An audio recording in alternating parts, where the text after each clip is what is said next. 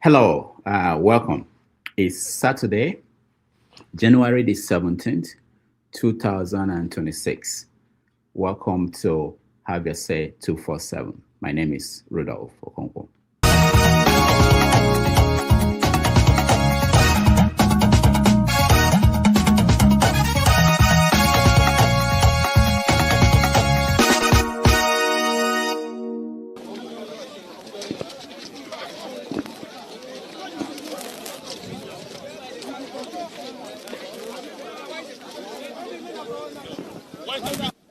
We are just managing because the team was supposed to give us, they didn't give us. Yes, sir. We went to Berekete family for so many time. They were carried us to pension office. They said we should wait. Buhari will sign it. After Buhari, Tinubu will sign it. Up to now, we didn't get anything.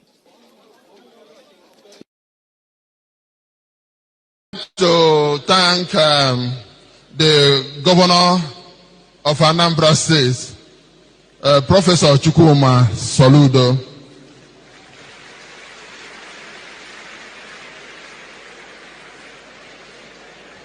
It's not always that you have a professor who is a governor. I don't know whether we have another. But because of the way you say things, I must tell you, it would have been really, really difficult to do this work without the governor.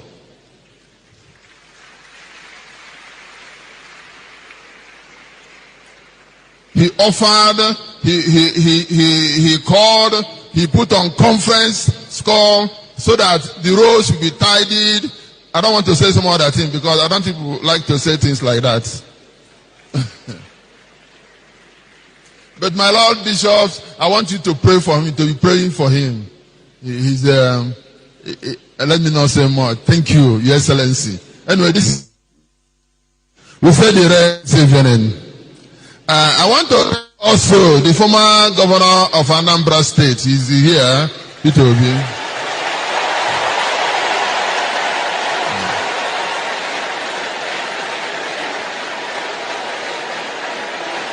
All right.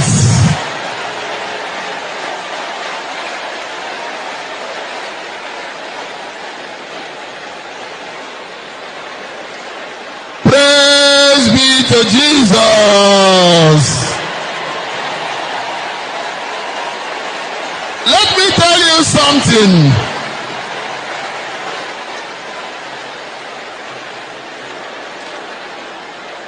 Let me tell you something.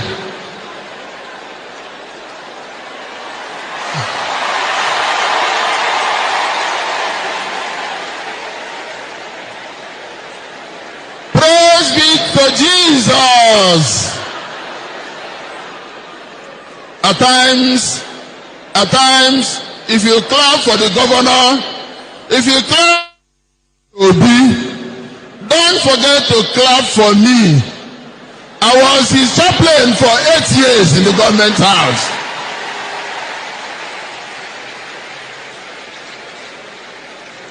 What has made him succeed was my prayers for him, my holy masses at the government house.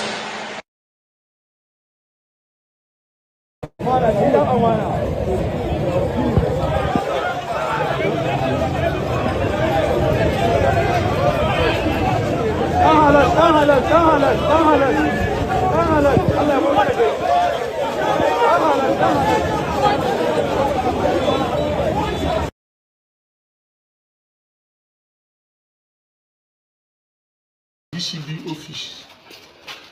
Now we are DCB. They do their DCB. This one admin office. This one at DPO's office. DPO's office. Wow. You see your battery. Can you do this? No, come. See your battery. Hey.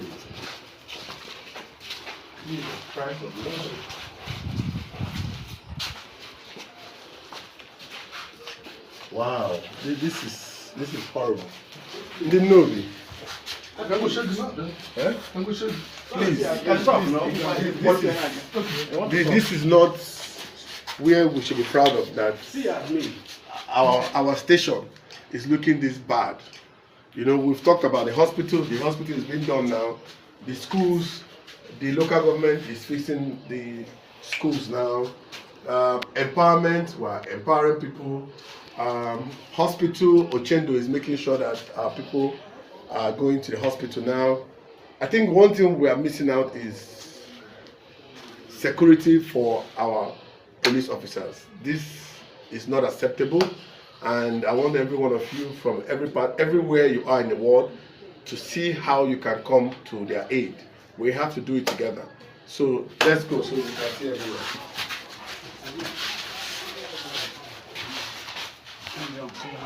This is very, very, very shameful. This is very embarrassing that our station moved as big as we are, and all the rich men, you know, this is our police station. You know, I think, you know, I'll have to sit down with the DPO to see how we can call every rich man. In fact, the new PG, you have a big work already. This is one of your first projects. Hey, wow, this looks like Boko Haram abandoned place. DPO, is this the thing that you said, Commissioner? So this is for what now? The toilet where the general public they use, that is those where the DCB, they this one they use. Wow. Sure.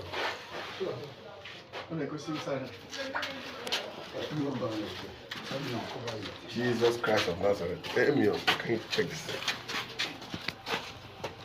out? Wow, this is disgusting. Disgusting. You are on ground. Oh, they don't go now.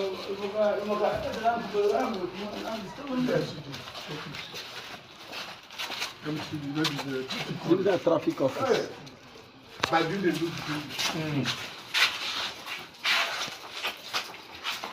wow.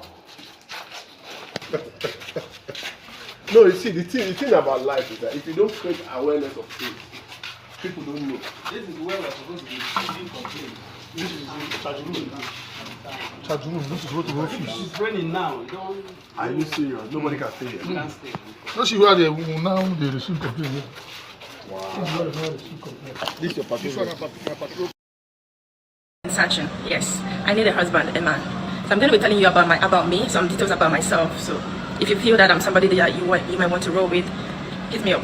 Number one, I don't want kids. No, I do not want to get pregnant, so I'm not going to have kids for you. In addition, you're not going to be paying my bride price.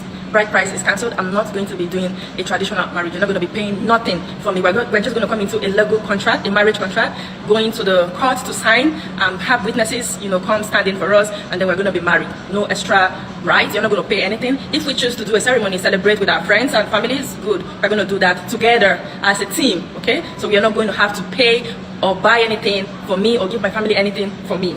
I don't cook, I don't clean. Okay, so I'm not going to be your cook, I'm not going to be your cleaner. You're going to cook your food, I'll cook my food.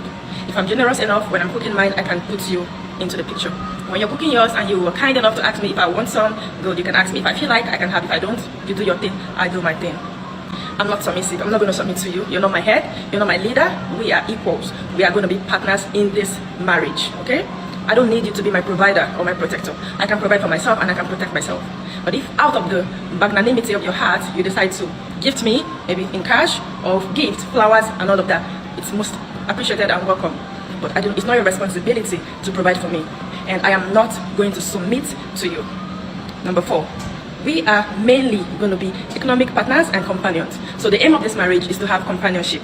We're going to travel together, do beautiful things together, make money together. We're going to buy properties together, buy lands together, build houses together, just be happy, go on vacation and just do life together. Also, you're going to have to support my dream.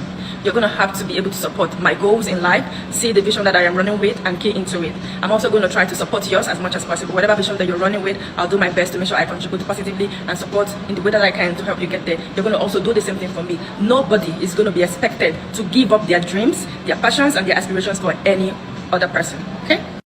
You're also going to be willing to relocate to Japan. I live and work in Japan and I intend to build my life in Japan. So if you're interested in moving to Japan to live with me or to start a life in Japan, then yes, because I'm not going to leave.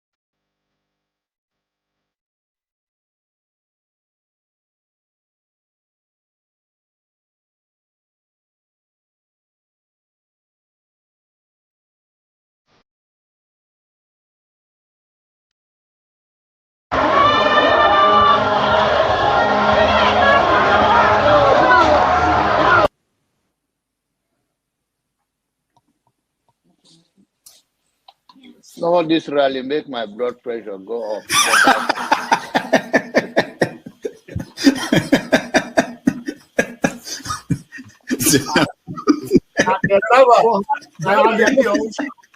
And the people who are asking a platform for him, who are supporting him.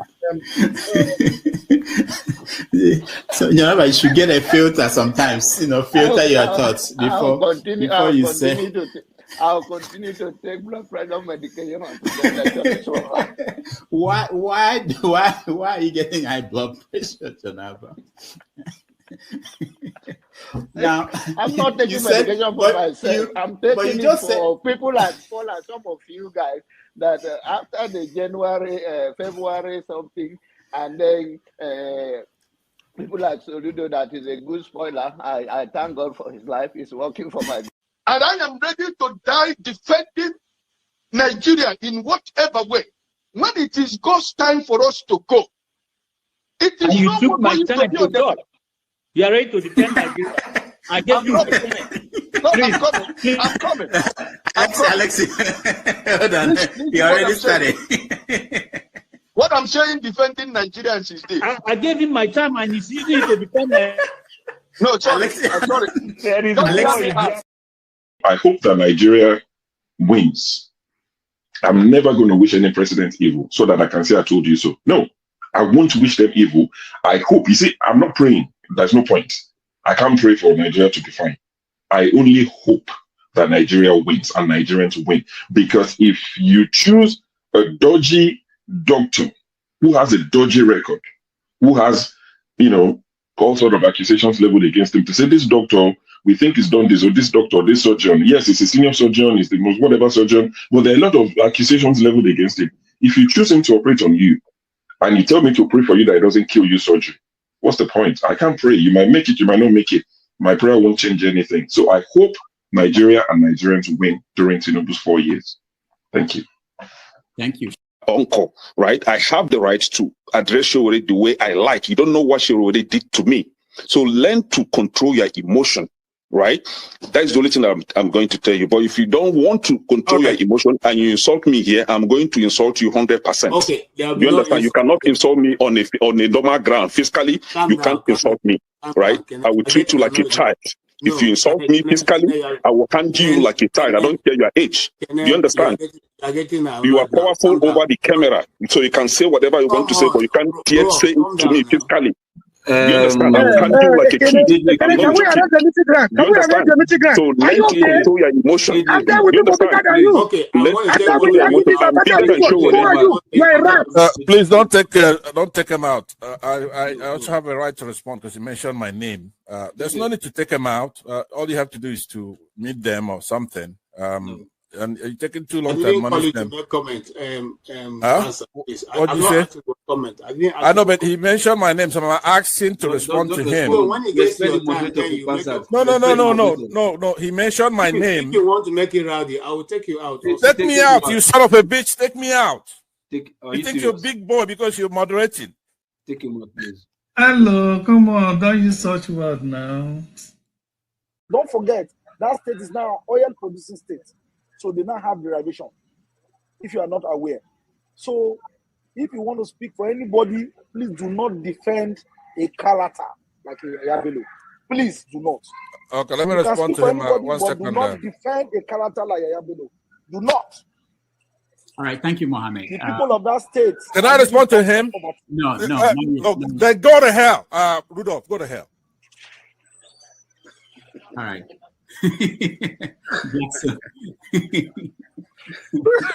Rudolph, I've never seen this part of him before. Tinubu is a criminal, yes, of course, a categorical grade 1 criminal. The only person more criminal than Tinubu in Nigeria is probably Babangida. But he's a criminal, and is he fit for purpose? Absolutely not. Should Tinubu be the president of Nigeria? Categorical no. Is there a better option than him? That is subjective, so show me who he is. Please, I want Soli to tell us who are the fools on this panel. I consider you a fool. Yeah. On this panel, yeah. Who are the fools? I will explain the foolish statement that you made. When you were talking about Sowore. I made a foolish statement. Yes, you did. You must be very stupid if you don't know how to respect your elder. You are very, very stupid. Are you crazy?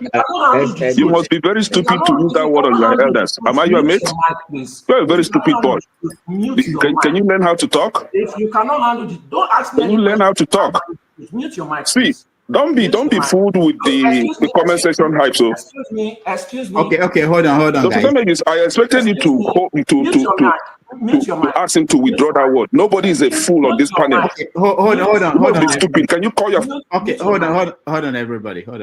I know we are ranting. Can you call your father a fool? No, hold on. If my father behaves like you, yes, I would. No, please, everybody, calm down.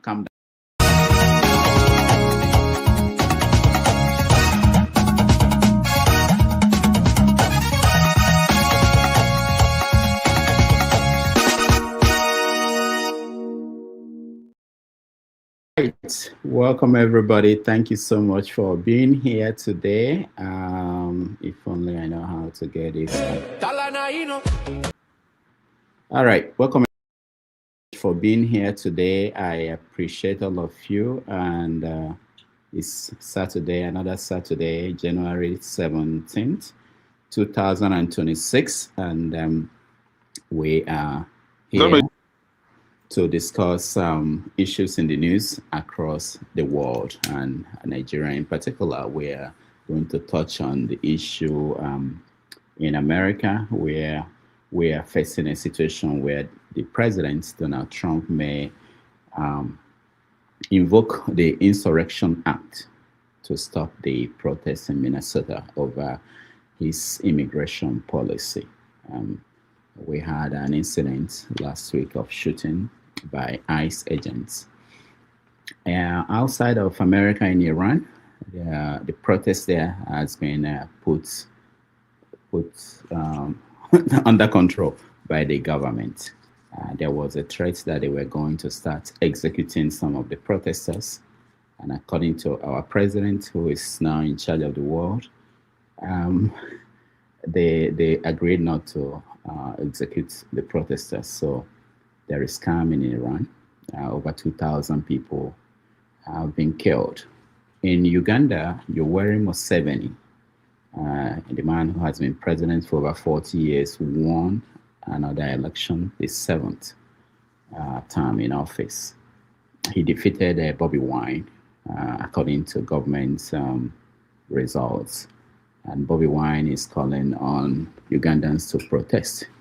He said that the election was not free and fair, and that it should not stand. So we are going to watch what happens in Uganda in the next few days.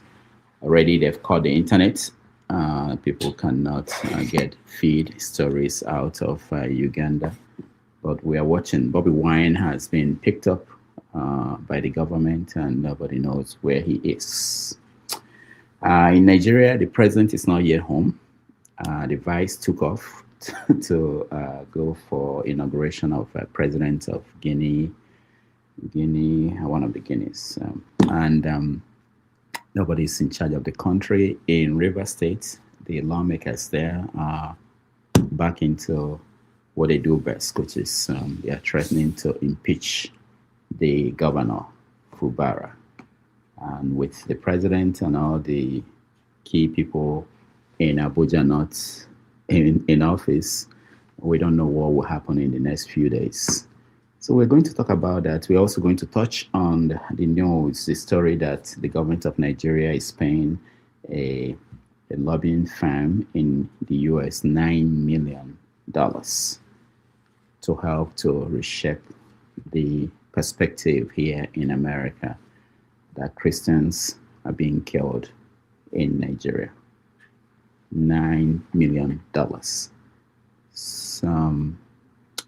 Which is a lot of money that could be used to do so many things in Nigeria. And finally, in Abia State, former Governor Ojuzo Kalu has been in trouble since he came out to say that they will stop Oti from winning re-election. He joined other friends of his and former governors to launch an attack on Governor Oti. And people in Abia State are saying that this is the final straw. We are not going to even let him come back, go back to the Senate as a senator. So we talk on that. I think today Nigeria is playing today. I'm not sure. Nigeria is playing for the third place in the African Cup of Nations. And tomorrow will be the final between Senegal and Morocco. So that and all the other stories we will be hearing from you guys. Thank you again for joining us. We appreciate all of you. Let's start.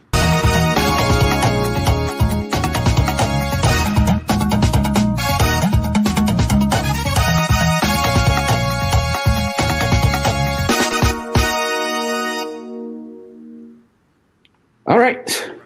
Welcome to the show, Mr. James. Welcome. All right. Tony, welcome to the show. Recolonization, welcome to the show. Thank you very much. Somebody is watching the game. Can you mute it a little bit? Not because we can hear it. Sorry, I was carried away. Yeah, that's okay. We can hear it, but just in case they have, sometimes they have these serious copyright issues with the games. All right. So welcome. I just mentioned a few of the stories we are covering today. There was this group that is moving to the register ADC, but that's a very common thing. But let's see.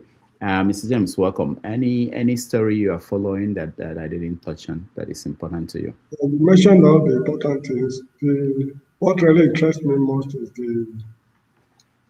they made visit to lobby groups in America to launder the image of Nigeria. And, it shows the government is not in control. And I'm very worried because during the pro-democracy days, they were telling the military to leave the Muslims, return to the barracks, talking all sorts of grammar, disturbing the whole country. So this is what they had in mind. This is the leader of the pro-democracy movement, unable to put things together. During the military era, there was no time the country was on the brink of collapse. See what the pro-democracy people have done now. And tomorrow they come and tell me that democracy is better than military rule.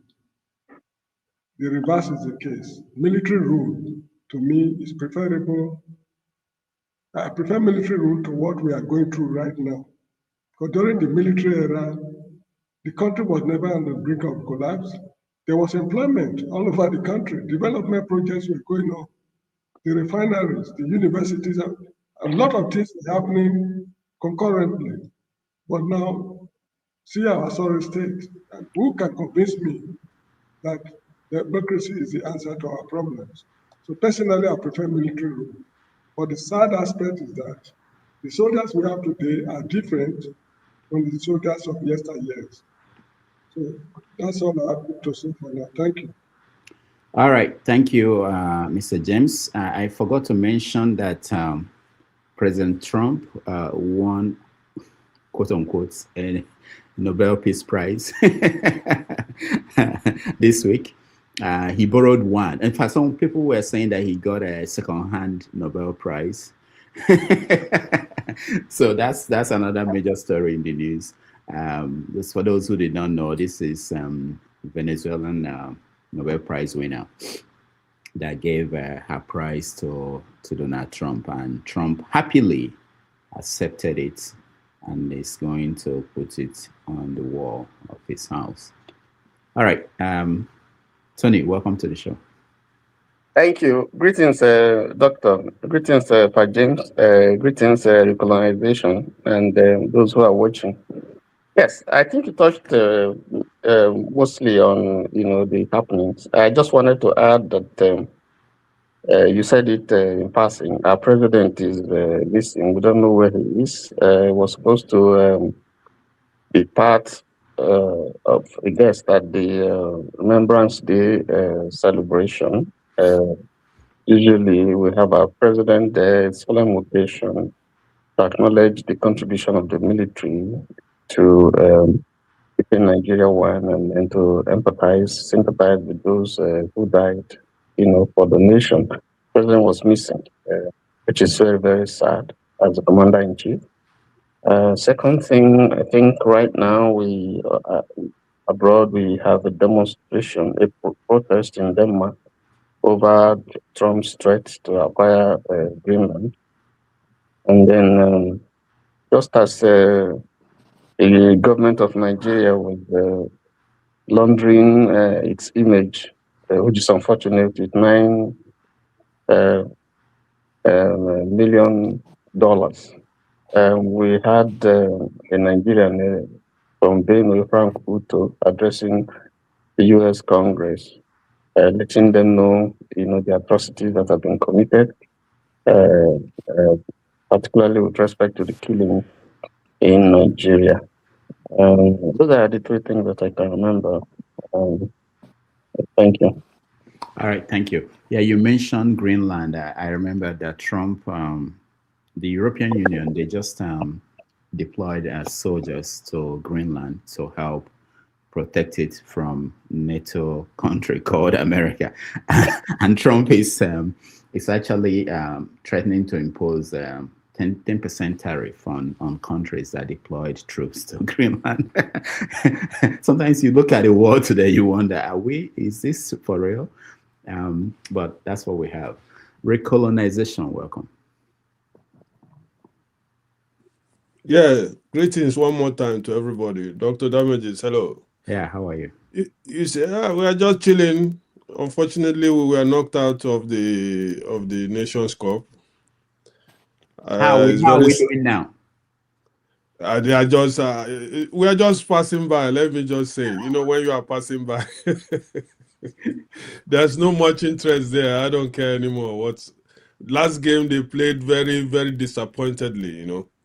They disappointed us in that game. I don't know whether it's the coach, and that's what I just want to talk about. I cannot wait till the day Nigerian will develop to use our own coaches, so that when we die, we just die by ourselves. Not you don't know whether they paid the guy money to play the kind of game he played in the semi-final. You understand what I mean? If he was a Nigerian coach now, we don't accept him saying because we don't take bribes. Our people don't. Is that what you're saying? Because no, what I mean, if we die by ourselves, we no go fit complain. Yeah. But if somebody kill us, we go begin complain because we don't know what happened. You understand? So I don't know the day Nigeria will be self-sufficient that our ex-players will come up and, you know what I mean, and coach us instead of bringing somebody from nowhere, we don't know him.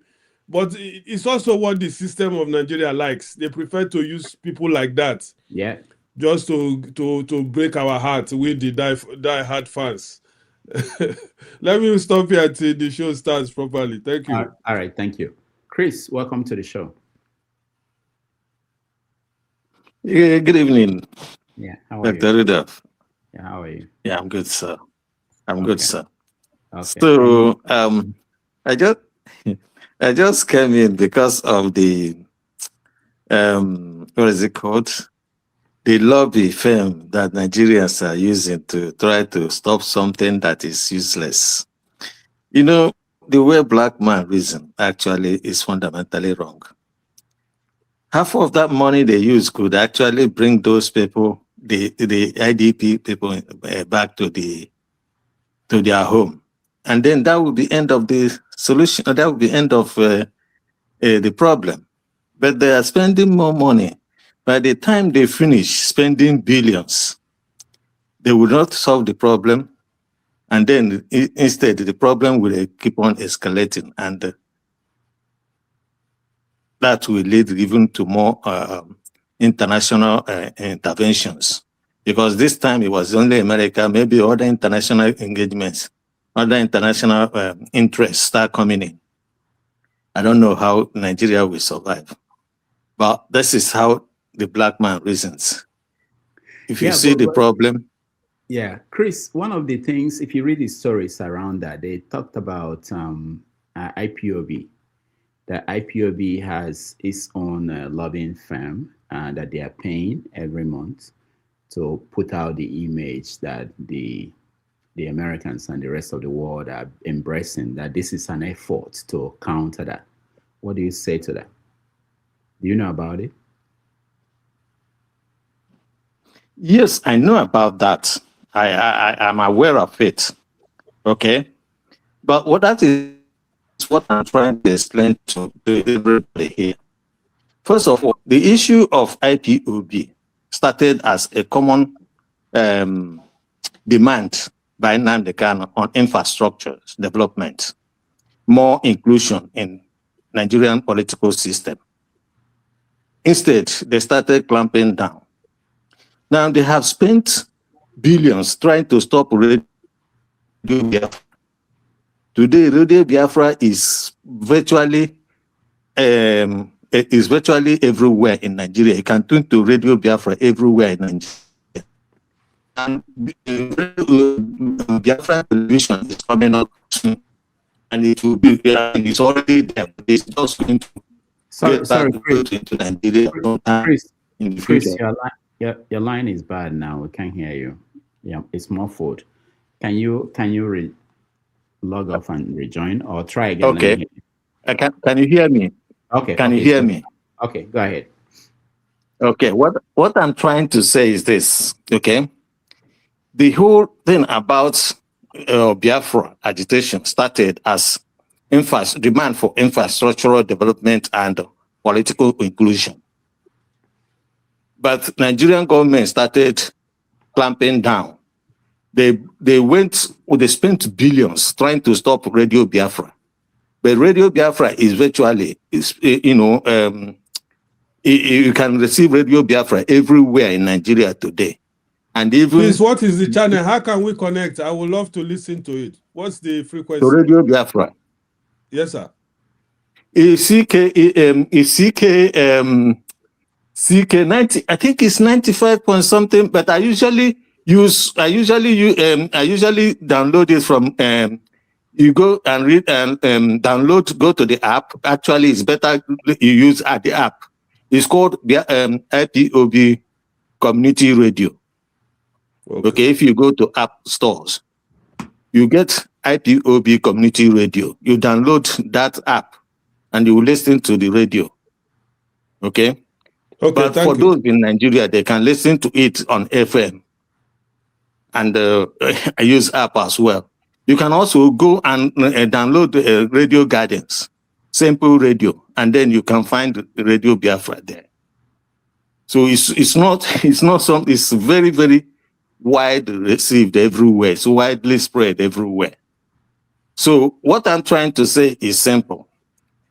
The black man doesn't want to can see, a problem, which will take only maybe 1 penny to solve. They will instead start dragging it until it will cause, it will no longer be solvable. Okay, so that is what I'm trying to say. Okay, thank you so much. All right. So let's begin the conversation, and let's start with I think the best thing is to start with Rivers State, where the lawmakers are moving ahead with impeachment of Fubara. As of early this week, there were 4 lawmakers who decided that they were going to support Fubara. I don't know what happened, but they made a U-turn, and again, they are now in support. There were lawsuits taken to the court. One saying that the Chief Justice of the state should not accept to facilitate that impeachment. But the lawmakers are determined to go ahead and impeach Fubara. Let me start with you, Mr. James. What do you know and what do you make of what's going on in Rivers State?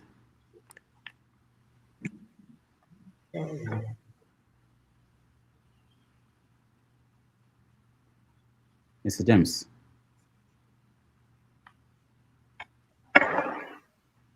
Can you hear me? Are you talking to me? Yeah. Hello? Yeah, I'm talking to you. Can you hear me? All right, Mr. James cannot hear me. Mr. James, can you hear me? We'll come back to you, Mr. James. Let's go to Tony. Tony, can you hear me? Yes. I can hear you. Hear you. Go ahead. River State situation is a shame, it's a big shame. For me, it just tells us that anything that is done through the window or back door, has negative consequences. What is happening in River State is a clear consequence of the denial of the people's vote and will. So it's more like a payback. You would also realize that in all these things that we see, if you look at Wike, who is the main actor here, he has at various occasions put a curse on himself that if he ever does anything against Odili, let it not be well with him. And he had also said that concerning, I think, someone else, I can't remember now. And then he has talked about if he ever embarrasses, leaves PDP or does anything against PDP, let evil happen to him. So in a nutshell, there's power in the tongue, in the spoken word. And so the battle that is going through now, even if you look at his physique and all the money that he has acquired, everything that he has made, you can see physically when you look at him and place his side by side with his age, I'm not making mockery, you would see that that's a man who's going through something that we don't know. He's restive. He's outspoken there. He's out there as if, gallivanting everywhere, pontificating, causing, threatening, as if he's notorious, as if even we're more visible than the president. He didn't allow anybody to dictate to him when he was governor. But now, like the Igbo adage says, he wouldn't want anybody to dictate to him. And yet, he's doing exactly the same thing that he doesn't want people to do to him. I think that if you look at it more deeply, I would point accusing fingers at the president as the reason why this whole issue has continued unabated, because he is the main beneficiary. of what is happening. And you can see from the way the government has carried on, he has compensated everybody. He has compensated Nike with the position, compensated the consultant who came after Fubara was sent on with an ambassador position.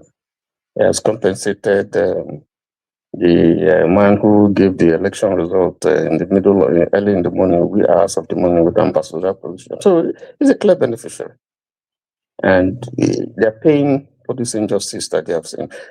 The case that we hear, for instance, the whole reason why you have this turbulence in Rivers State politics is because somebody who is the governor has decided that he must be allowed to do his job as a governor without being an appendage to anybody, and which is resisting it. Now, there was a master stroke by his moving to APC. Wike is partyless. He's not in APC. He's not in PDP. So the number one person in the state is the governor. And we can't accept that situation. That's why you have all this problem, of control. Who controls River State and the resources? That's why you have this impeachment moves. So we see the hand of Esau. We know the person who is behind all this. Meanwhile, we understand that a high court, has put the impeachment moves at least in abeyance. We'll see in the coming week what is going to happen when we go from there. But the president holds the ace, to say, stay, do your job, and leave River State alone. And until that happens, I don't know how this whole thing will pan out. Let me rest it there. All right. Thank you so much, Tony. Let's try again and see if we can hear James. Mr. James, can you hear me? Yes, I can hear you. Okay, good. I'm sorry, the internet here is a bit weak. Yeah, that's okay. That is so, yes, okay. You see, this problem between Fubara and Mr. Wike is very funny because until now, they've not been able to tell the nation the root cause of their misunderstanding. The whole nation has been grappling with the problem because of the importance of River State. But what caused this problem between him and Wike, nobody can, they are refusing to disclose it. Anyway, it's all part of the monumental rot that is ravaging the entire nation. Nigeria as a country for now is in tatters. All segments of the society, have been what's called bastardized. Even the so-called professors, Tinubu has settled them. They can now retire at the age of 70 with increase in pay. So they'll be silenced, despite the fact that they are not even producing any research finding. I cannot remember when a Nigerian university produced anything reasonable for, look, man, the country is finished. And we should be thinking of post-Nigerian republics. The country is irredeemable, considering where we are coming from and where we are now. We don't even know where we are going. So this reverse problem is just a tip of the iceberg of problems rocking the entire nation. The military, the state house, the hospitals, the justice system, transportation, the market, the whole of Nigeria is in tatters. You cannot point out any sector of the country that is doing reasonably well. Just because the government is not in control. And the ruling class is another problem. We need a new political dispensation if the country should remain as one. But this very political dispensation to solve the problem of the country and take us to the promised land is an impossibility. We are expecting too much from them. So we need a new political dispensation. All the present actors should be swept into the dustbins of history and we start all over again. So this reverse problem, it's even a very minor thing compared to what the Northerners are going through. Reverse problem is so minor. So this is how I see it. There isn't much to really talk about. The country is finished. All right, thank you so much. Part of the impeachment issues were that he destroyed the state assembly building, that he passed the budget without approval of the state assembly. So those are... I thought Bola Tinubu has settled all these matters with them. That's why they brought Exactly. There are people's... They know what is going on between them behind the scene. The whole of them in Nigeria, the whole political class, federal, state, and local government should be swept into the dustbin of history. Let a new set of people take over. If they cannot do that, then they pack up the country. All right. Thank you, Mr. James. Before I come to you, recolonization, I'm glad to welcome Eagles Air. Eagles Air, welcome back. You're muted. Thank you so much, Rudolph. Yeah, I think... good evening for every panel. Yeah, welcome. Thank you. Nice to see you again. Today, you won't believe this. I was talking to Sho, who is our executive producer, and we were thinking about people we've not seen in a while. And I said, I don't have his number. We mentioned your name. He mentioned your name, Eagles Air. I said, I don't have his number to check and see how you're doing. Nice to see you again. Thank you so much. No, all right. Usually I used to be on the comment section. I'll be following from comment section. Okay. I just realized. Yeah, okay. Thank you. All right, thank you so much. Recolonization. Fubara is facing impeachment again. What do you make of that? Well, you should. I think you should know my opinion about those type of ignoramus, according to Zebudaya. They are all ignoramus, you know. Mr. James has spoken what I want to say, you know. To be honest with you, we live in a country where nothing. I mean, bro, I've told you many times. I spend money, I spend time studying Nigerians. You cannot believe it. It's like that is my own Johnson. I don't know whether you understand that word, Johnson. Sometimes when I see Nigerians, I want to study them to know what is wrong with that country. Kevin, what is wrong? Why are we like this? Even when you look at the people who no go school, those of us who no go school, we come from the street, we can understand saying that maybe you don't know much or something. But you see these people, Wike is a lawyer, presumably, he goes school. For Baratu, I don't know in qualification, but if you check her now, he go bring her certificate saying to na one kind graduate. And these are the people where they run Nigeria. And every day you go they wonder what is wrong with this type of people. Somebody be governor, you where don't come out, still they claim saying that you get the country. And Nigerians go come, you go see where go they clap for both sides. You will see Nigerians dancing for Fubara, the other people dancing for Wike. I can't sit down one corner, they look, whoa. So who is right? Small time now, this our senior man where we don't know where I put her since last year. He go come now, he go take one drastic reaction. If he come now, say, okay, 2 of them now, okay, may now come. So when you look at Nigeria, you go find out this recolonization why right there. Make una begin think of that, you know. Not besides just right time there, it means a lot. If we know that we can't take care of ourselves, there's nothing wrong if we go fit employ foreign coaches to manage football for us. Why can't we employ foreign people, make them come take over Nigeria at least for 25 years? Then when they put things right, things they right, then that time now, they will come put law. If you fuck up, they hang you. Or if you do this, then do this. We cannot keep just joking with our system in Nigeria. People where we say they go just imagine a whole state, River State, where money full everywhere. They go just put imbeciles. They control the country. We don't even know. Sometimes if you go want to, that is why I watch Nigerian football, because that's the only thing that I know today I can be proud of in that country, Nigeria. So for me, what they are doing there, to be honest with you, I don't know what to say. It's just kind of comic, you know what I mean? We just say, okay, now this one they talk today. With every radio station talk about them. You know, there's no, okay, now they want to impeach him. They know why impeach him before. Maybe they don't remove him before.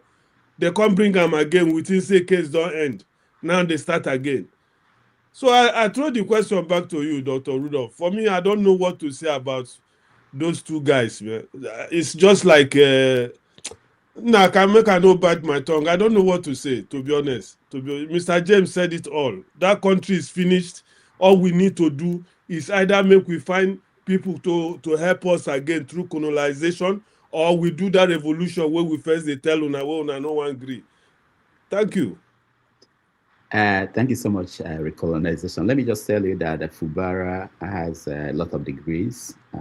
He's an accountant, has a master's degree in business administration of finance, and MBA from University of Port Harcourt. So he's okay. That is where Zebuda will tell you, Ayua. Ayua. All right, thank you. Let's welcome to the show. Eagles, hold on. I think Chris came before you. Let me hear from Chris. Chris, welcome. So we're talking about Fubara. I don't know if you know him or you're in touch with him, and he's been impeached. What is your take, Chris? Are you talking to me? Yeah, Chris, I'm talking to you. Oh, okay. Oh, yeah. Sorry. Well, it's this is always the what happens when two criminals, two thieves, when you conspire to go and steal something that doesn't belong to you. It's always the sharing of the formula, the sharing of the destiny that always bring the problem. But on issue actually, there are interests like Hope Uzodinma. I know that Hope Uzodinma interest is in River State now, and there are a lot of other interests in River State. So we'll see how it plays out. But if I were Fubara, I will use every state resource I can have to make sure that I am not impeached. That's what I will do. But more importantly is this problem that I have with these so-called Igbo politicians. They know that in Igbo land, you don't have feudalism. They know that you don't have, there's always a king, and there's what we call Eze. But we always say Ohaneze, which means people first before the Eze. And then they will fight this with their political godfather to establish themselves.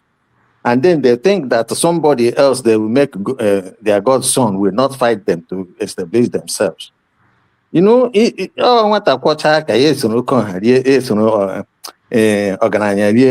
that's what they say in Igbo land.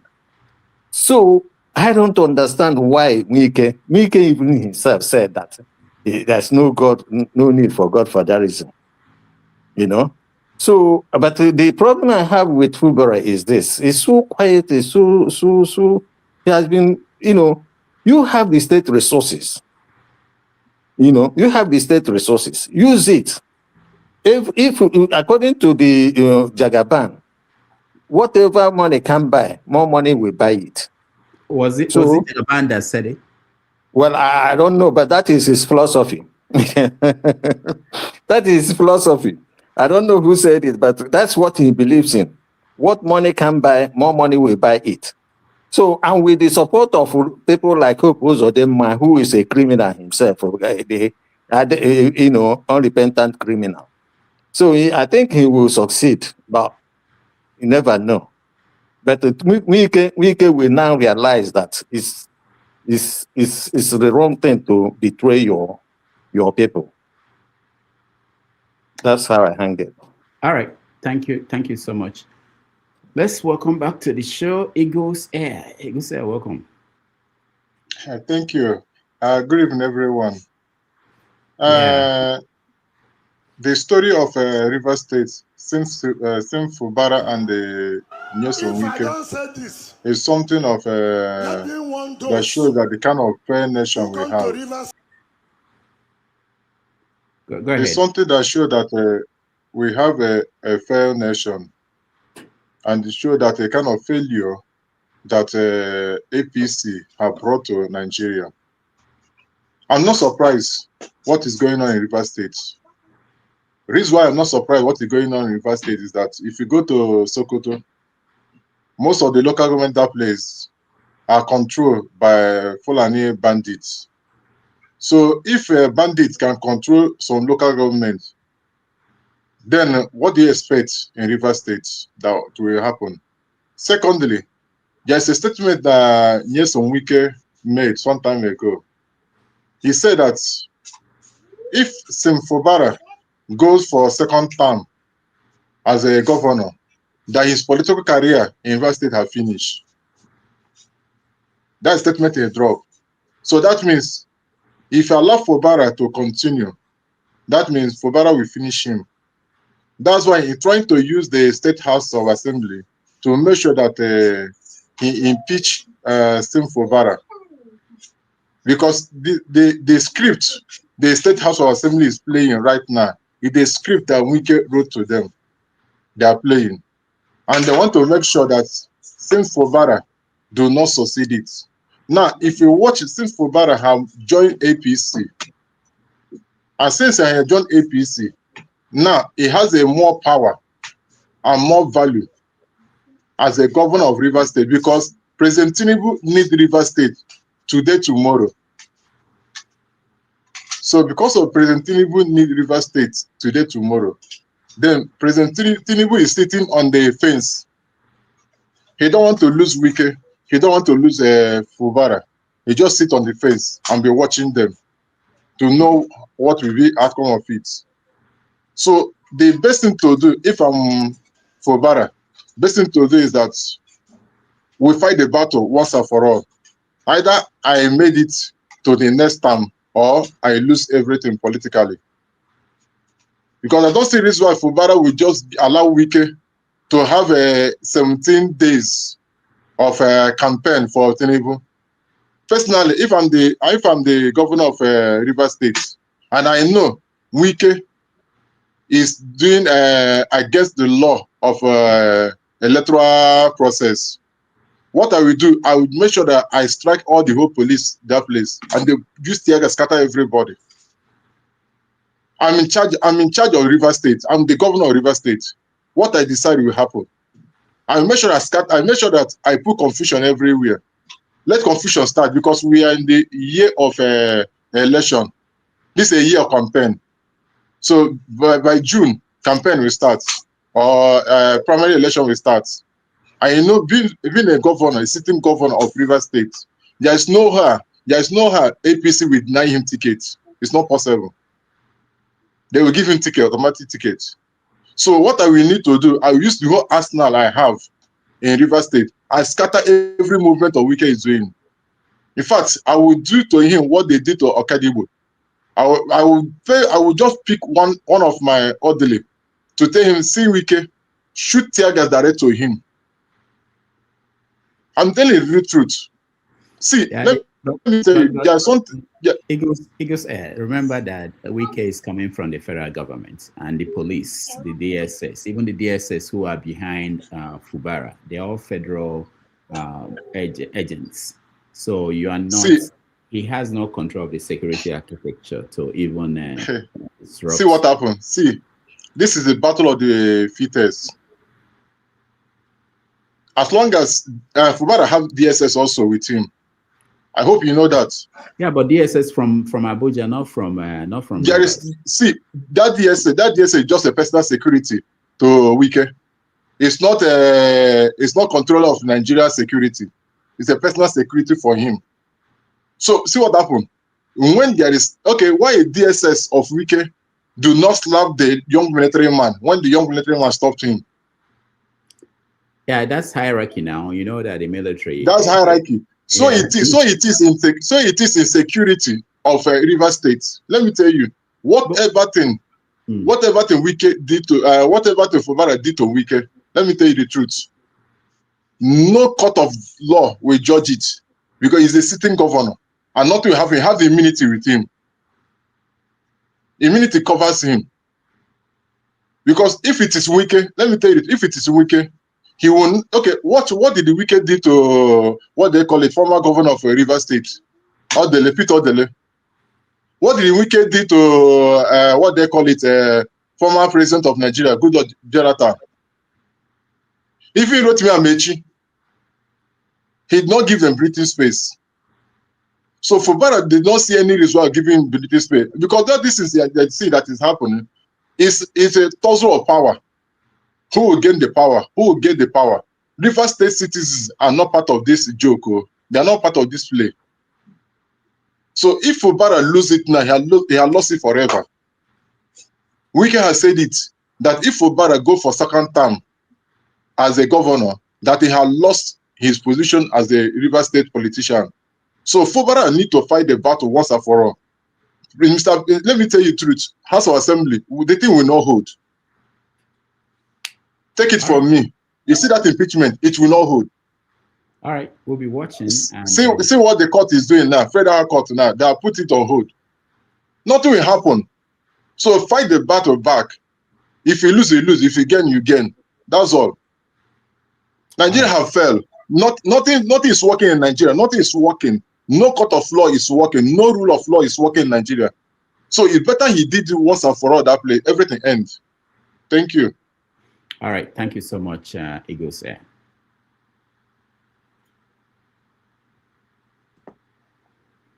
Do not be God, oh.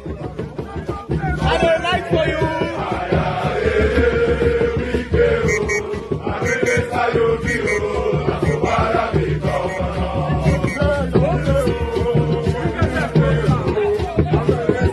Wicked and lager.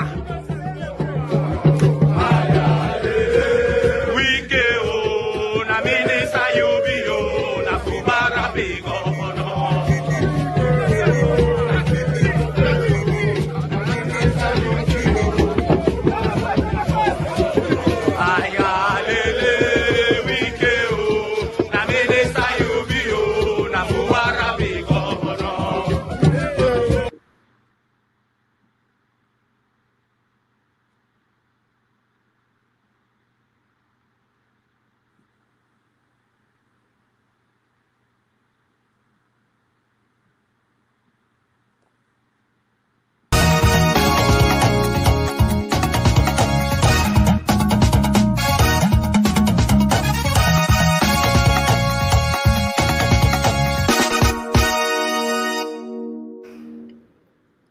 All right, welcome back, everybody. Thank you so much for joining us. If you are just joining us now, you are welcome to HaveYourSay247 for Saturday, January the 17th, 2026. We're now going to go over to the next story, which is Nigeria spending $9 million. Doctor, please, if you give me a second to just make one comment before we shift, please. Okay, go ahead. Just look at what you just showed us now. Nigerians drumming, talking about two men, two criminals. When you see this type of thing now, just imagine, you know what I mean? What type of people are we? All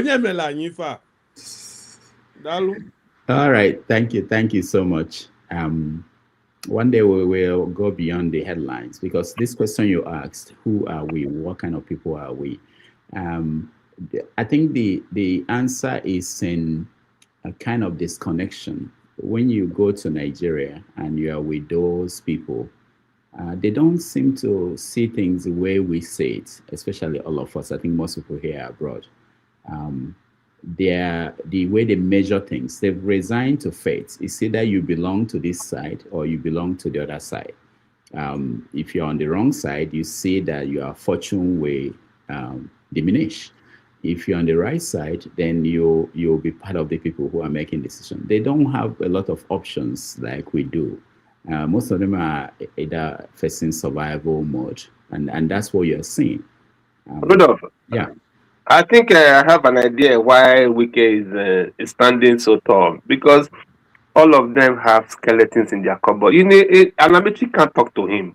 He will open Anamechi's book. Even the Peter Odili, he told us some story about him. So all of them that are supposed to stand tall and tell him, guy, calm down, they all have stuff going on with them. So it's difficult to talk of morality here, to talk of insanity, because they've all robbed the system. What about him? What about him? Yeah, because it's his turn now, because the minister, he has resources that he has placed in positions, he placed people there, he's ruling them. That means it's like he's in charge for now until he phases out. When Amici was in charge, of course, he couldn't cough. So because these big boys that are gone before him cannot talk him down because of whatever they had, the stolen wealth has been ongoing for a long time. That's the reason why he stands tall and nobody can challenge him and bring him down until Rivers State people are ready to stand and say this is a no-no, and that will end the case. That's what I think. So you are saying that even the president cannot control him? I don't know what he's doing in Lagos. Has he not been the person appointed governor, appointed whatever in Lagos since his tenure? He cannot tell him, your boy, stop. You tell your guys, that's not what you are doing in Lagos to guy. Are you not the one that appoint governor? So it's a systemic rot. It's bad. I hear you. I hear you. So you think that if Tinubu should say, I'm going to fire you now because of all the disruptions you are causing in that state? He will start talking, he will open his mouth and go 360 degrees turn around against him. He knows now. He will open his books and tell him how they share money, how they do everything. He will open his book. Baba will want him to win a second term before he will deal with him. That I know. He's going to manage him till 2027. That is very sure. I'm not sure he's going to get rid of him at this critical time. That's what I think is feasible to do at the time being. But getting rid of him now will make so much stories. Wike will lose guard unless you just use EFCC to calm him down. And that will just make him stop talking. Otherwise, it's going to be a different episode. All right.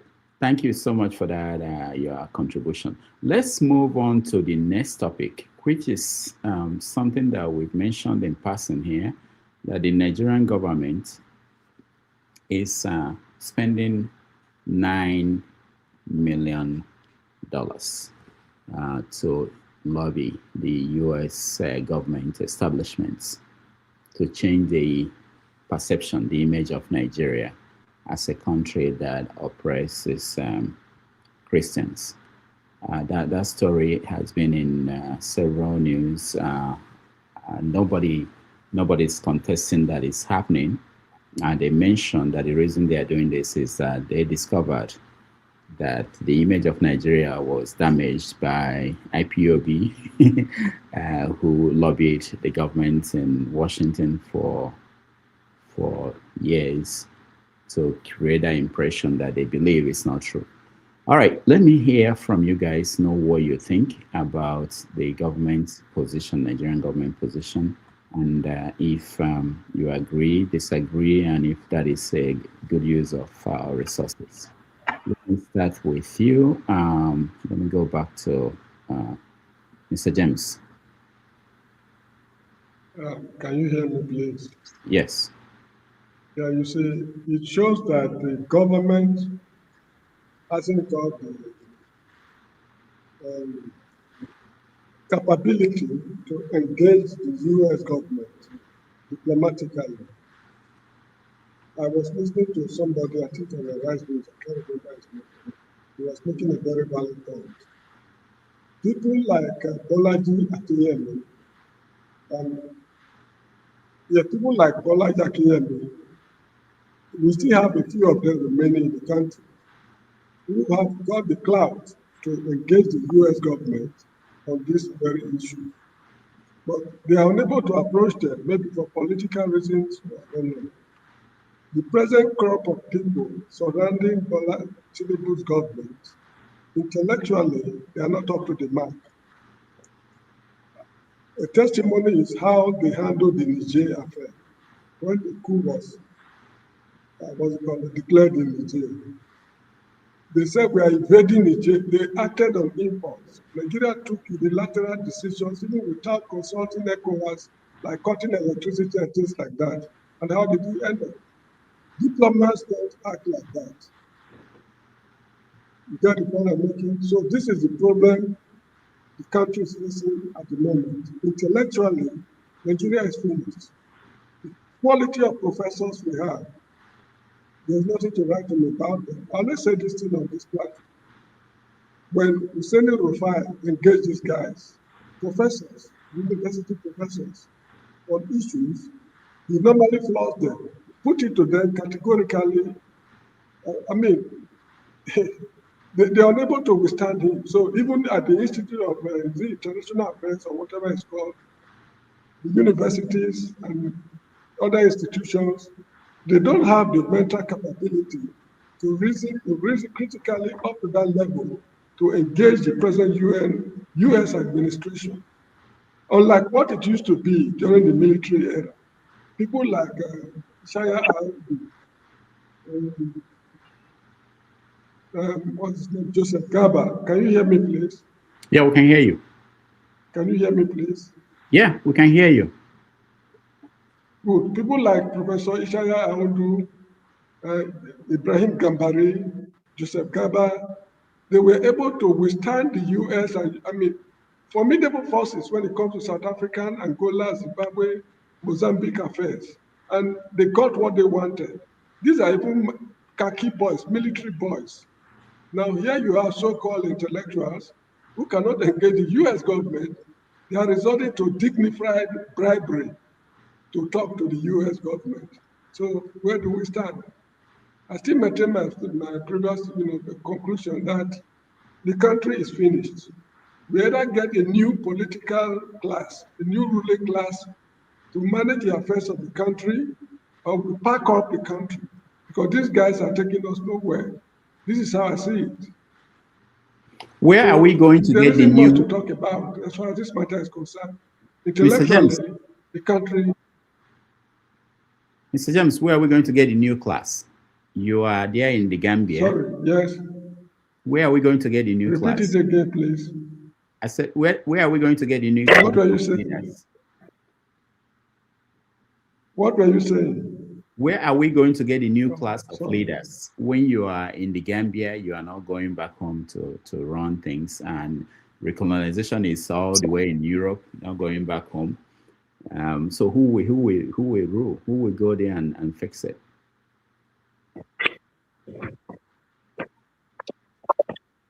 I'm sorry, the internet here is very bad. All right. You were saying where we will get political. Yeah, where are we going to get the new leaders, the new class you are looking for? If we cannot find the new leader, if we cannot find the new leaders, we pack up the country. Bosnia and Herzegovina, what's it called? Romania, Yugoslavia, Czechoslovakia, the Ottoman Empire, Pakistan, India. It is not a new thing for a country to collapse than for people to be suffering. Even Ethiopia, Eritrea break away from Ethiopia. I'm not in the country for reasons which I've explained to you on this platform. I don't have the time to go into that narrative now. Yeah, I understand. You get the point I'm making. I hope you are hearing me. The internet is very bad. We can hear. This is the issue.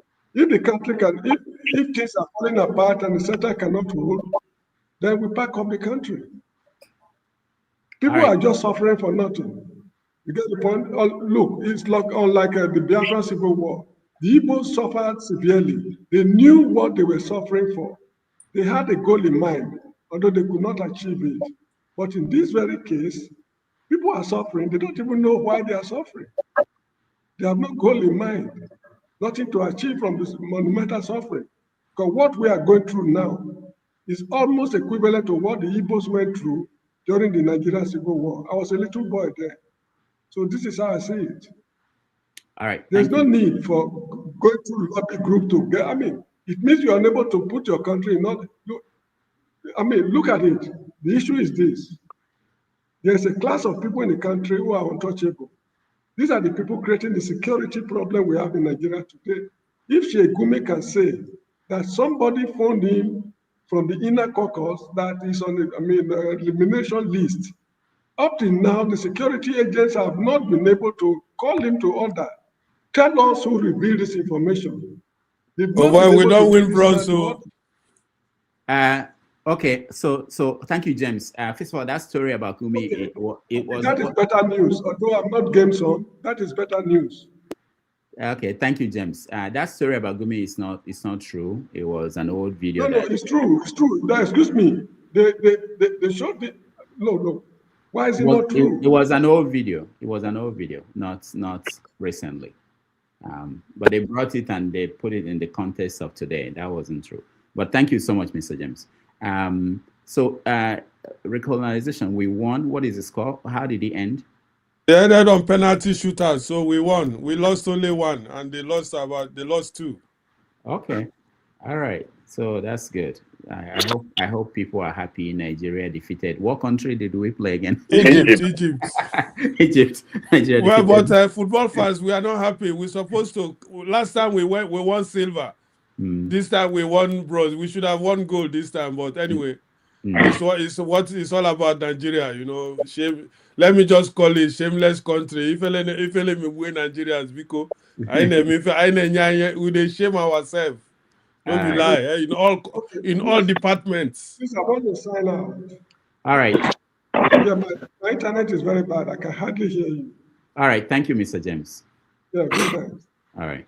So let's go to Tony. Tony, we are talking about the Nigeria's decision to pay a lobbying company in the US $9 million to try to change the perception here about Christian genocide in Nigeria. What do you make of that? Well, I don't know who are the people who gave the government that idea to put out that kind of amount of money to launder its image. It is not an offense for the country to launder its image, you know, but there's an animal that Nibo will call Mbi. You ever call it to. It smells, it stinks. So even if you use the perfume to perfume it, after a while the perfume will, you know, the aroma will fade off and the stench will still be there. The fact is very, very clear. They have embassies here, they have people here, they have internet, they have all kinds of things. They know what your image is. They know it stinks. So you can't, it's like cosmetic, you know, someone puts some cosmetic on his or her face. By the time it sweats, you know, you see the ugliness of, you see the real face, the way it is, and its ugliness. So, but it shows failure of governance because it's using the wrong medicament to as a panacea for a very serious ailment. The issues here are very, very clear. The government has tried, you know, for engagement at a high level with the executive in the US. Each time it's been rebuffed. So there hasn't been any constructive engagement at that level with Trump. And there's a reason for that. And that's why that's what the government is supposed to be looking at. Now, we have had issues. You know, we had the tariff thing, which affected Nigeria and some other countries. Some countries tried to engage America and see how they can reduce the effect, you know, how they can come to some understanding. We had the issue. We had the you know, the CPC issue. We have visa issues. We have immigration issues. We have the strike. We have the assault by Burkina Faso. We have China, you know, taking up, invading in a lot of our sites and illegally extracting, you know, solid minerals unrestrained. We have insurgency ravaging a good part of the country. People mounting flags, collecting taxes, actually open a lot of ungoverned spaces, and all kinds of non-state actors doing what they do in impunity everywhere. You know, we have Nigeria not involved in crucial international discussions where African states are invited. You know, over the years, for over 2 years now, no ambassadorial, you know, representation in our embassies. You know, we just have a total lack of engagement. The government is I mean, where is the president now? Issues that concern Nigeria, where you're supposed to see him, you know, as standing as the president and, you know, trying to articulate a position, trying to get Nigerians to know what is happening and to inform them and so on. You don't find, currently, you don't see the president, you don't see the vice president, So you don't even know who is in control. So when those type of things happen, nobody's going to take you seriously. So the money that they're paying, look at it, $9 million. If you calculate that at 1,450, that is over 13 billion naira. That will solve a lot of problems, particularly for people who are displaced. And I can tell you that out of that money, maybe half of it will really be spent in addressing whatever it is that they want to, and the other one will go into someone's pocket. You don't have ambassadors to do this job for you. Look at the caliber of people that have been nominated, some of them, to represent us, as ambassadors. Do they have the competence? Do they have the experience to be able to articulate things that concern Nigeria and to articulate a position, of the government that is reasonable? Nothing. So when you look at all these things, you will see that the signs are just there, ominous, as we stand, as we look. There's something that is about to happen. That's why the president can leave the country and nobody knows where he is. Who knows what's happening to him? And nobody will tell you. Even though we pay him, we pay his salary, we pay his allowances, we pay the parking fees, the people who have gone with him, we pay all those things, we pay all those money from taxpayers' money. And the man is nowhere. The man is not, he can't be seen. And, we just pretend and as if things are normal. Foreigners riding, rough shots over us, whether it's France, whether it's America, China, whether it's, sponsors of insurgency and so on and so forth. So it all boils down to the fact that this country, if it hasn't failed, is failing. And we are gradually reaching a critical point where we now will have to look for private people to now come and begin to tell the US government that we are not what they think that they are. Meanwhile, while we were doing that, Frank Uto was in the UN. I was with the US Congress, trying to counter the same thing that government is paying money for. You had other groups. You have congressmen. You have Riley Moore. You have ex-mayor Arnold, who have been here, and they are there. Are you going to tell them? What are you going to tell them about America when they have? About Nigeria when they have been here and they have seen things for themselves, and they hear and they see videos, and they hear people tell them that what the government is saying is a lie. I think that's the problem of Nigeria, where you have the truth. So long as the government has failed or is failing to tell the Nigerians the truth, to tell itself the truth, then so long will these problems continue in Nigeria. I think I'm seeing that if care is not taken, even though Trump's hands appear to be tied because he's all over the world with all kinds of issues, what I see is ominous. It's probably another Venezuelan example here coming. And the president is running helter-skelter. If he's not going to Paul Kagame to help him beg the president of America to tamper justice with mercy, he's laundering money. About two months ago, you had the same issue in the Bronx.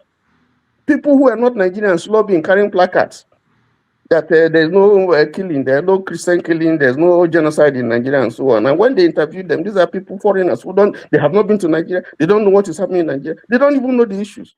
And when some of them were interviewed, they were saying, well, they just gave us money, to come here and, say that, carry these placards. And someone came to say, don't talk to them, don't talk to them. So that's a government that is visionless, purposeless. And you can see that the ship of state is just drifting, without rudderless. And it's unfortunate. I think this is not the direction to go. I think the government must sit down and tell itself the truth. Because the problems that are confronting this nation, they are so serious that if we continue to lie about our situation and our circumstances, it's not going to take long before there's going to really be a blowout. Let me stop there. Thank you. All right, Tony, thank you so much. Let's go back to recolonization. You brought this up, and I wanted to know, while we were talking about why you think the solution is to recolonize Nigeria or Africa. What country do you want to? Iran away. I wanted to know what country who would like to come and recolonize us, whether it's Russia or Russia or China, or are we going back to the United Kingdom? But anyway, let me welcome to the show. Igus, I know you're here, but okay, let me hear from you. Then we bring in Maz Opara. Maz, Igus, we're talking about this money that Nigerian government is paying to lobby. When it came up in Nigeria, I was surprised. Most people in Nigeria didn't know that that's a very common thing in the West, especially in America. Lobbying the government, paying money to lobby the government to do certain things. People were shocked, and they said this is bribe, this is corruption, the American style. What do you make of that story as it is? Rudolph Okonkwo, thank you so much. Before I continue to say what I want to say, I believe you're a lecturer in the US. Yes. You lecture people, you teach people.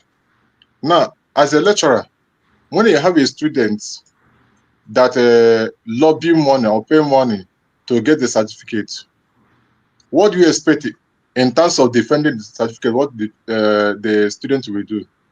He will lobby money again. He spend money to defend it, because he don't know, that student don't know the reason or the purpose of that certificate that he or she received. That's exactly the thing that is happening in Nigeria. This lobby of a thing did not start today. Remember, the time of civil war, 1967 to 1967, I think, correct, to 1970, when the war, Nigerian government was doing lobby that so and so report that Biafrans are bringing to United Nations is not true. That lobby of a thing did not start today. Now, for federal government of Nigeria to go and lobby that said that there is no genocide in Nigeria, what we expect that federal government of Nigeria will do? It's not a new thing to me. It's not a surprise thing to me, because people that in the position from president to the local government, how did they get there? They got there through lobbying, and they compensate people that brought them there. Person like Yakubu. Now they compensated him by making him part of ambassador, because he had did well to bring them there. So if you watch how Nigeria government is running now, you find out that people that is there don't know the reason why they are there. And the government of APC is a government of propaganda. They live in propaganda. They don't believe it's true. Even this Christian genocide of 18, this genocide of 18 did not start today. It has started very long time. People have been talking about it. The federal government of Nigeria was oppressing it, silencing people for them not to talk. But it take a tweet of Donald Trump for everything to spike up. Now, that tweet now, they everything spike up. They are trying to make sure that Donald Trump will not get too far where he planned to get. You know how Trump used to do. When Trump remember you, he remember everything about you. That's how he used to do. When Trump remember Venezuela, he remember how the man was a taxi driver before he got there, and he started dealing with him. If Trump remember President Tinubu, he remember the case he had with other case he has in the US. Mind you, it's not alleged. I'm just saying the truth. If Trump opened the file of Tinubu will have the same allegation that Trump laid on the Maduro, the president of Venezuela.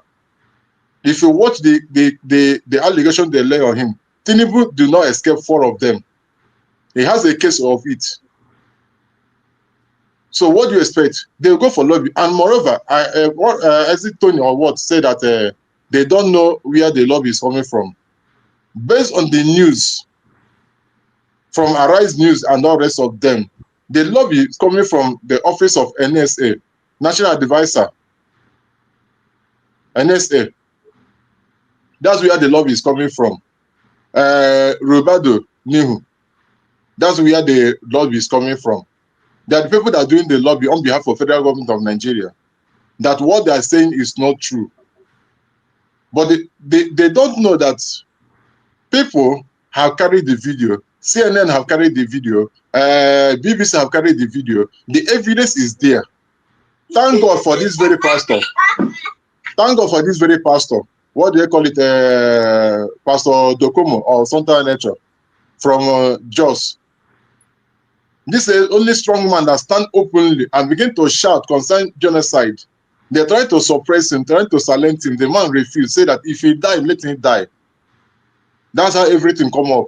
So this lobby of a thing show that the federal government of Nigeria and people that is ruling Nigeria are just what is in football they used to call it first 11, second 11. These people are 4-11. They are 4-11. They are not supposed to be there at all. Because they cannot tell me you are a government and they are saying something against you. What will you do? You bring the best brain, that you have in a country to go and defend yourself, not to lobby. You know what is called $9 million?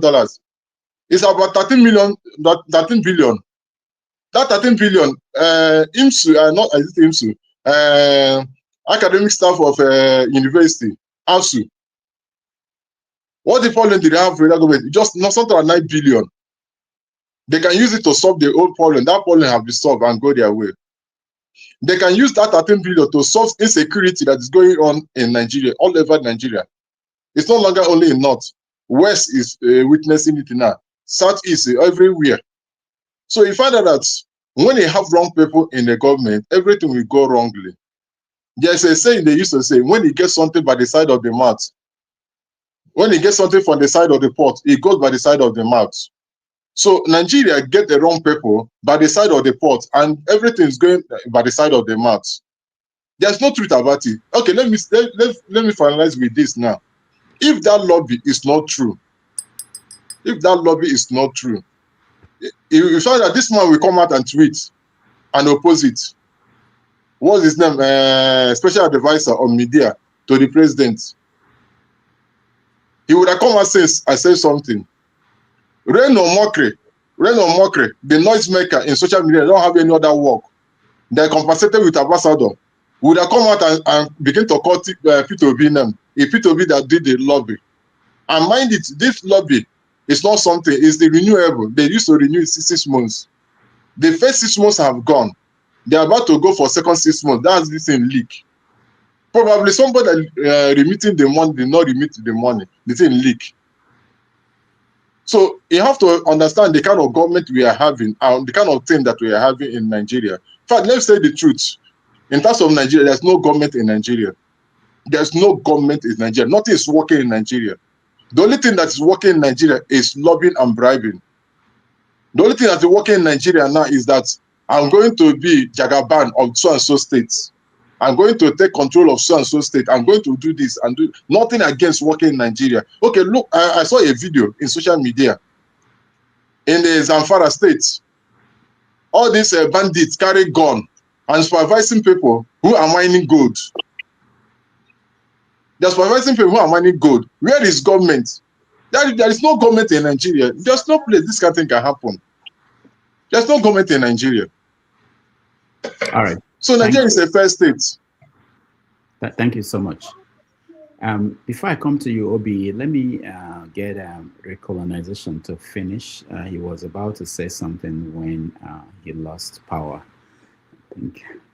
Actually, I lost power. I couldn't hear what even Tony's comment. I couldn't hear it. All of a sudden, the volume disappeared.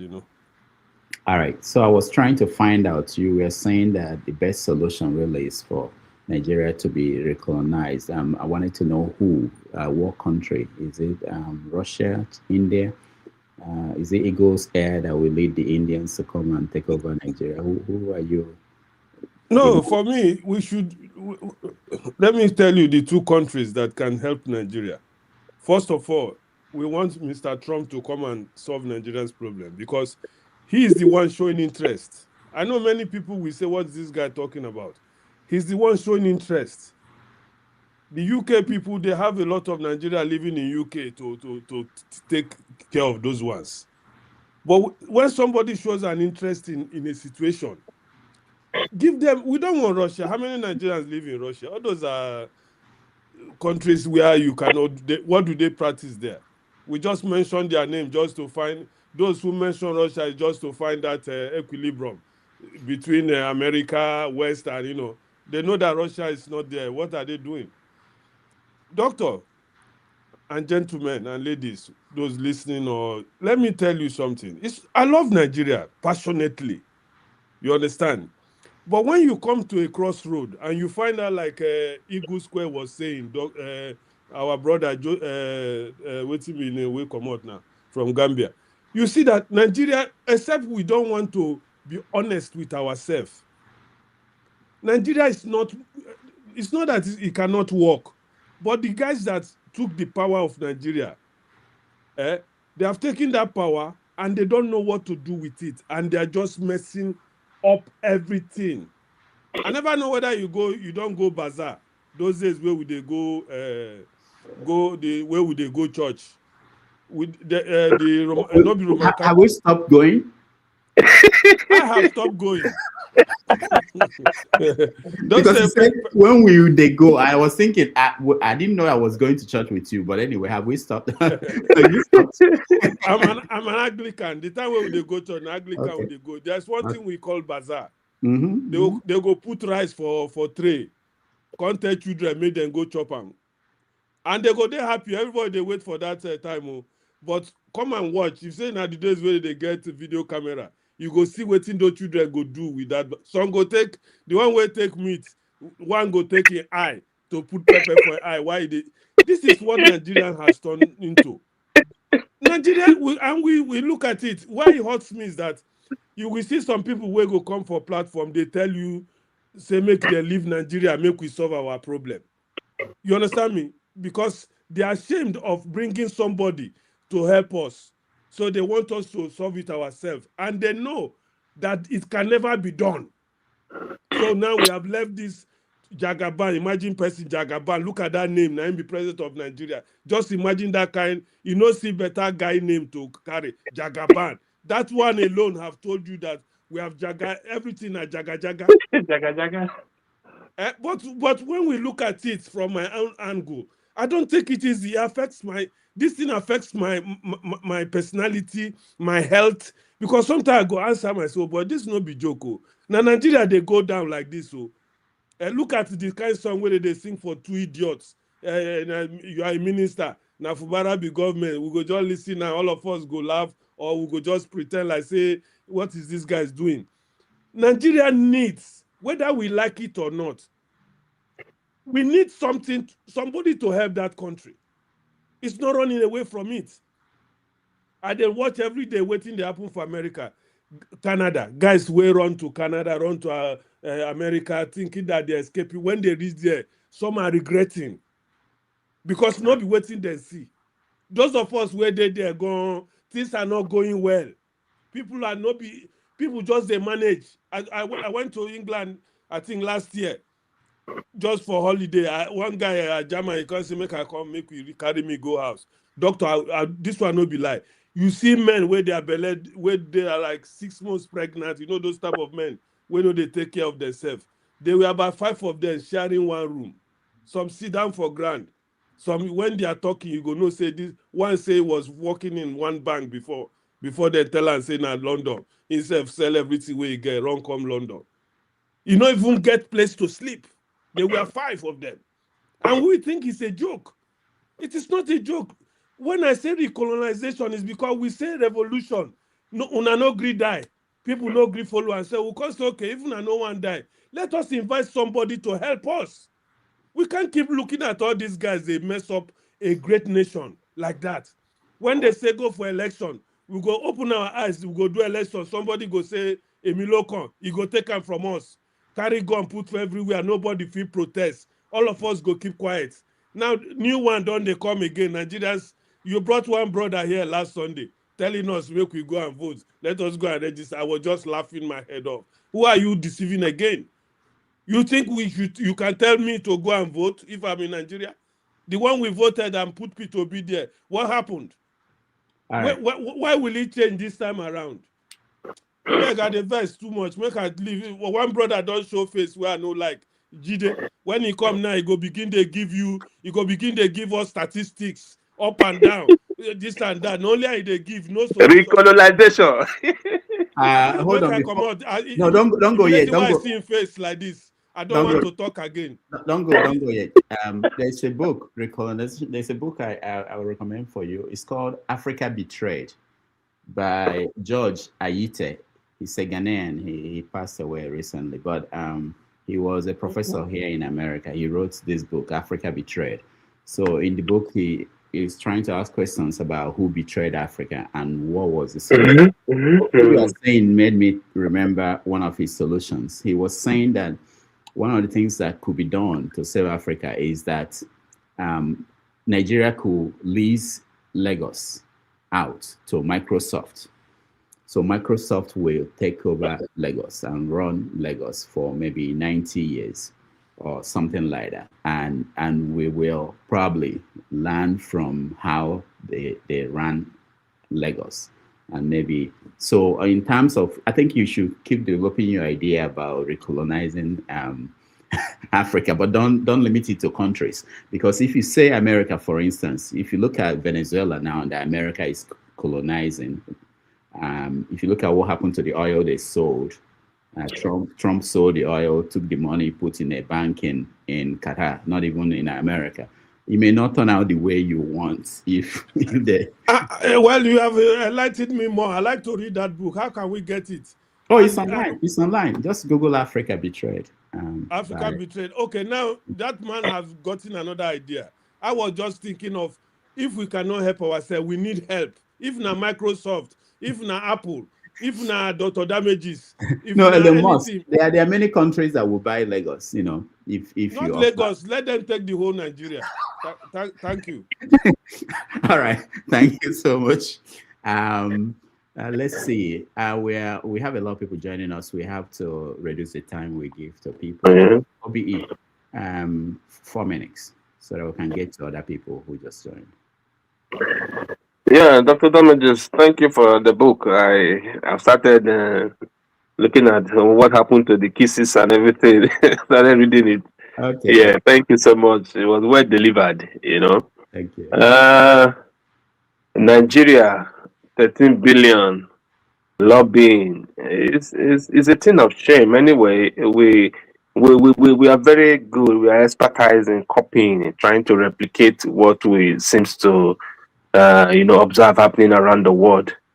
I think like what colonization was saying, do we think that China people they didn't like their citizens, or they were bent to put some rules in place for the correction to be made before they transpose into the successes they are celebrating today?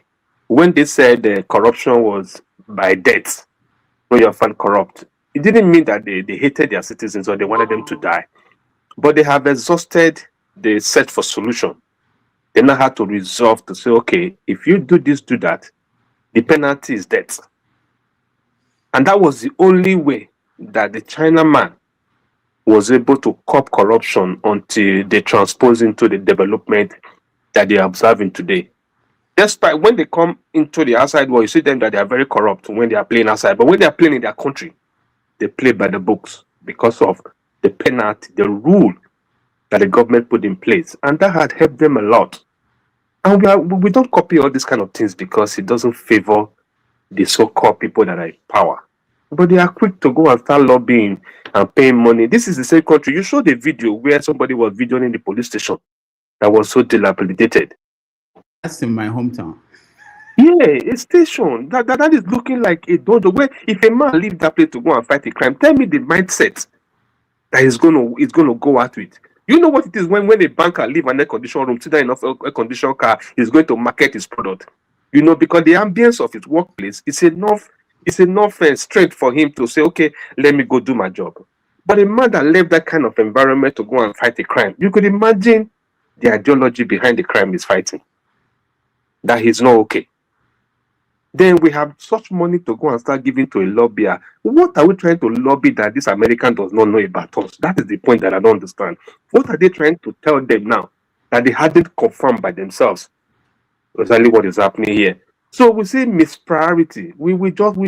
Our priority are just so annoying and so on. That's what Peter was saying, that we just keep spending money because the president can write check and he can approve anything. What was that money appropriated for in the budget in the first place? That there will be so amount that is meant for lobbying. Is it there? No, I think it's under that's why they go under PRO. Under the National Security Agency. So the money that they spend is not okay. They can name it anything, right? Okay. When you do that, you copying the word. This same country that you are trying to lobby for, the things you are trying to lie about, Americans are verified. They have sent somebody down. They understand what is happening to us, and they have all the details at the beck and call. And yet we have the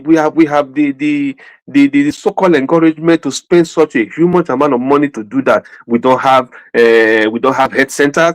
Our police stations are all dilapidated. We don't have roads. We don't have water. We don't have energy. And yet we just keep spending our money, and we think that this can bring us a solution. And people are still ready to follow this democracy that they think that things can change with this kind of human being. We don't know where the president is. He doesn't talk to Nigerians. He doesn't even care how we feel about it. He had not made a statement since. Okay, this money we're trying to use to go and bribe the people now. Do you know how much Americans spend to land a bomb in Sokoto? So this money we're spending doesn't mean anything to the outside world anyway, or just to pay lawyers to readdress or to change the narrative. So sometimes I just look at the system. I just say, and we just put the worst among us to pilot this ship for us. And believe you me, it's not going to sail well. We keep crashing every day.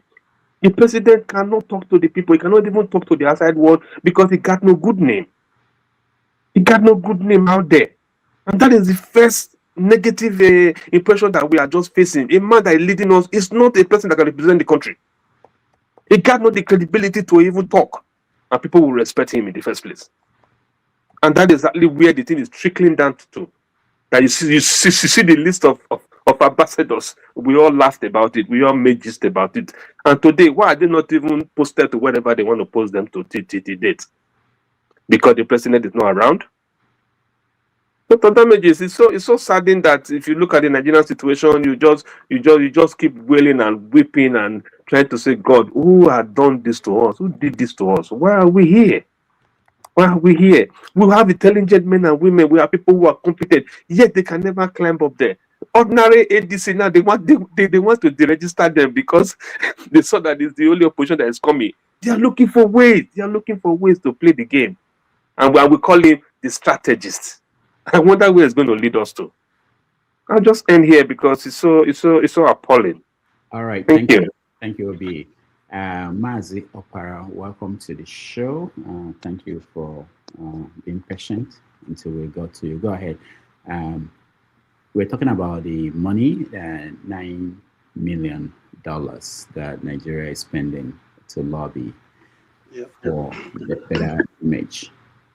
It's a very common thing. So people may not know this. It's very common in America. Different companies, corporations, groups, they lobby lawmakers to push their issues at the forefront. Nigeria is doing that. Go ahead. Yeah, Doctor. Good evening, Doctor, and good evening, my friends. Doctor, lobby does happen. But even here in Germany, they lobby foreign companies, they lobby politicians.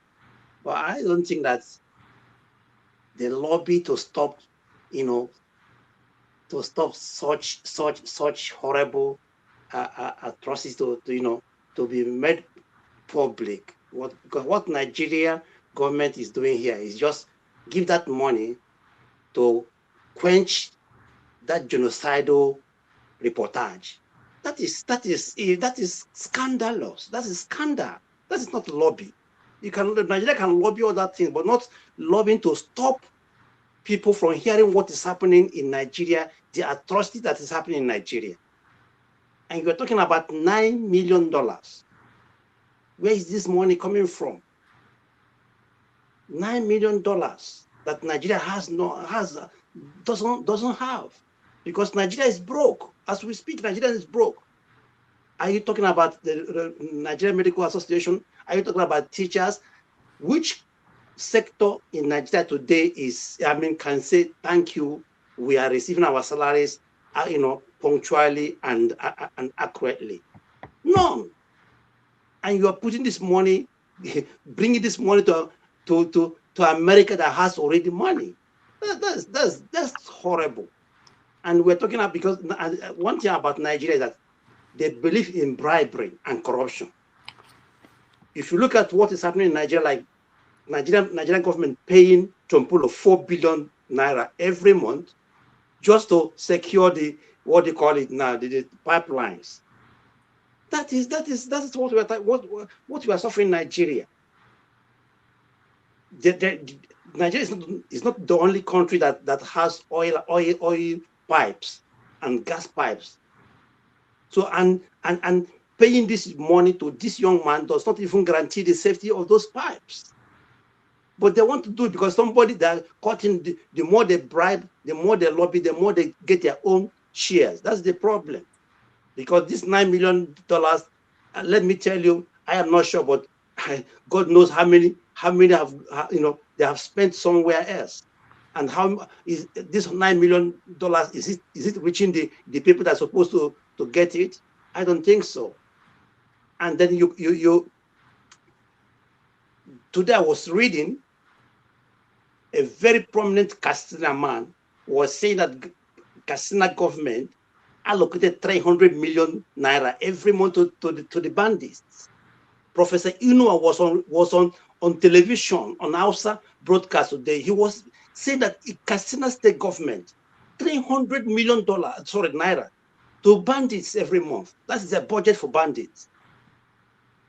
And this is the country we're talking about. Then our president is not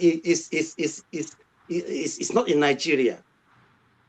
On 28th of December, he left Nigeria. As we speak, it is now 21 days. And according to the Nigerian law, if the president stays above 21 days, he must to, either, sign the to his what they call vice president. And somebody was saying today that is the reason why he sent Shetima out of the country. Because assuming that Shetima is still in Nigeria, it would have been constitutional that he must have, given the authority to vice president. That is why he rushed that man out of the country. Nigerians, where is our president? Don't we have president? Can't we talk? Can't we demand for this man to, where are you? Just about 3 hours ago, I don't know what they call him, flashed him about 10 seconds where he was entering his car. Are we so cursed that we cannot even talk to our president? Our president cannot talk to us in 2025. In Nigeria, you call yourself the most educated people, the most intelligent black people on earth, the most intelligent black people, the most civilized black people on the earth. But look at the kind of president we have. The same thing happened to Buhari, did the same thing, and this man is doing the same thing. The most educated people in the whole world, the most educated black people. Look at how we are embarrassing ourselves, everywhere. We don't have a country. We don't have a leadership. We don't have country, and that's what I'm saying. We have to come down from our high horses, discuss our unity, discuss everything. Otherwise, nothing is going to happen. Because if Yorubas were a sovereign country, there's no way Tinubu would have been a president of Yoruba land, or Buhari would have been a president of Fulani land. It is absurd what is happening in Nigeria. Enough is enough. Thank you. All right. Thank you, Mazapar. We have to rush on this topic so that we'll get to another one before our time is up. We have to leave exactly when it's 3 hours. And let me also use the opportunity to tell people, if you're watching us at home, please like, subscribe, and share this broadcast. I'm getting reports that only few people have clicked on like. It's free, just click on like. That will help us. And if you can support us by donating, we appreciate that. Thank you so much. Eccentricast, welcome to the show. Hello. Good afternoon or good morning. Yeah, how are you? Good. And my daughter has a show today, so going to go watch her perform. Well, what kind of show? It's a theater. You know, she's in the theater. Okay. Yeah. So. Okay. Good. Man. Okay. So here's the thing, right? Nigeria using $9 million to launder its image, right? Like you said, it's not a new thing. It's something that countries do, right? I don't see anything wrong with that, you know. But I think the government should do more in investing on the people and infrastructure, and I think that would do the image laundering, right? If positive things happen in Nigeria, I think in the age of social media, most of those things will be online. You know, people will see them. Also, 2025, what we did here was complain about Nigeria, right? Without proffering solutions, right? Actually, meaningful solutions. Someone said that Nigeria needs to be recolonized. That's not a meaningful solution. That's not how you solve a problem. You know, you should proffer a solution that actually makes sense. That hold on, Eccentricus. If we spent the whole of last year complaining without solutions, and he came up with recolonization as solution, why are you saying it's not meaningful? You didn't have a solution. We can compare. Recolonization is not it's not a solution. He's being funny. He's joking. It's a joke. I don't even know if he's serious. I mean, clearly he's not being serious. Obviously. Please, if you give me what I'm not. Do I look like a joker to you? Yeah, you look like a joker, bro. You look funny as hell. I don't try to take your time. Are you a comedian? Yeah, go ahead. You might call me a comedian. You can say whatever you like. I don't know you. I wouldn't know. No, excuse me, just a second, please, go ahead. brother. You asked me. You asked whether I'm joking. Yes. I brought a solution that you did that. As a brother, I want you. And after saying my solution is wrong, please bring your own. Okay, fine. Yes. All right. Well, my solution is not to recolonize Nigeria. That's not my solution.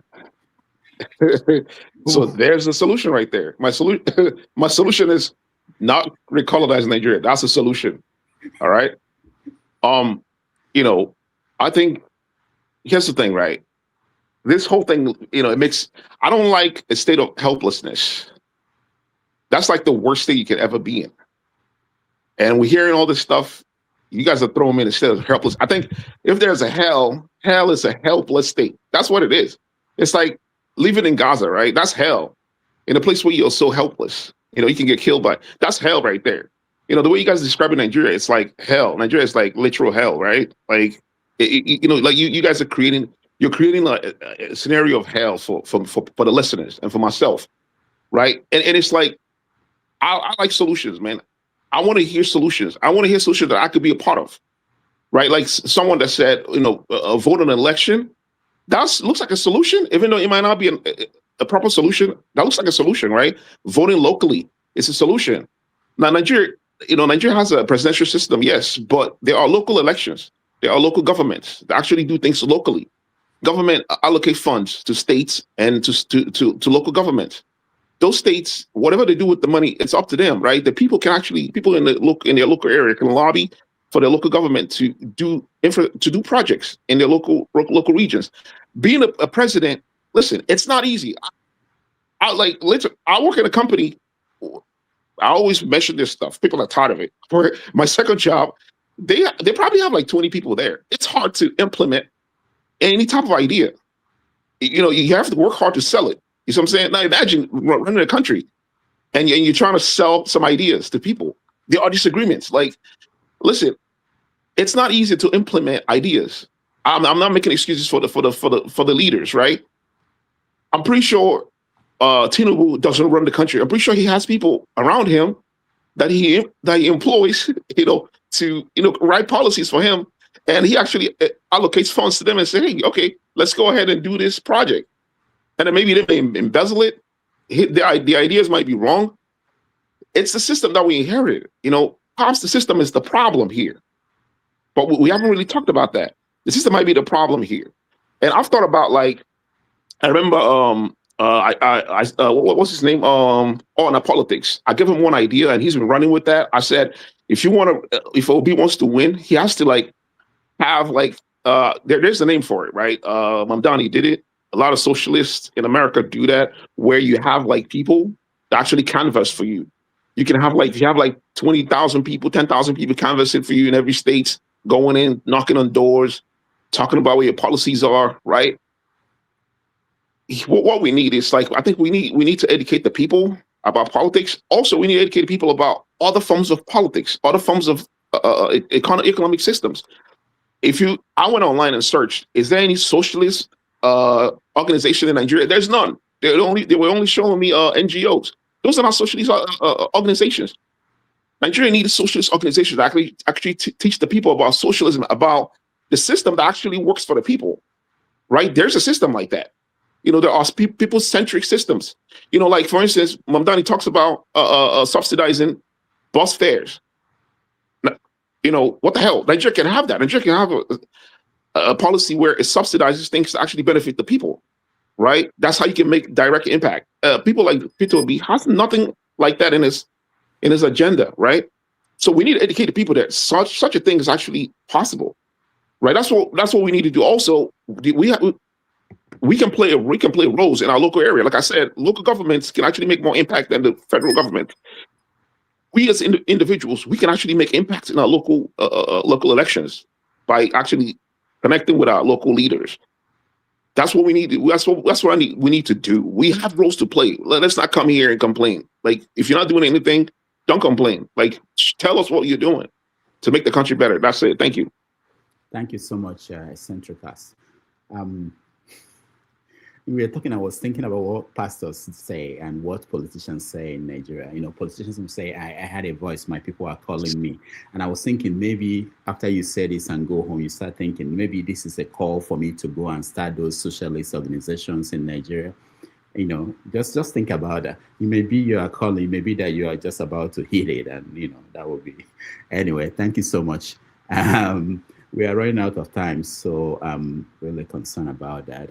What I'm going to do, for those who are in the studio who spoke on this topic, I'm going to move you out into the back end so that we can bring people who are at back end to weigh in so that we can quickly go to the next topic and rant. All right, Jide, welcome to the show. Thank you for being patient. How are you today? Yeah, I'm good, Dr. Damages. Good to see you. Good to see everyone on the panel. Greetings to everyone that is listening, and the viewers. Yeah, I don't even know what the topics talk. There are many topics, so many things. No. Right now we are talking about lobbying and the money Nigeria is spending, which a lot of people found outrageous, especially people in Nigeria. People are saying that they did not know that people accept bribe openly in America.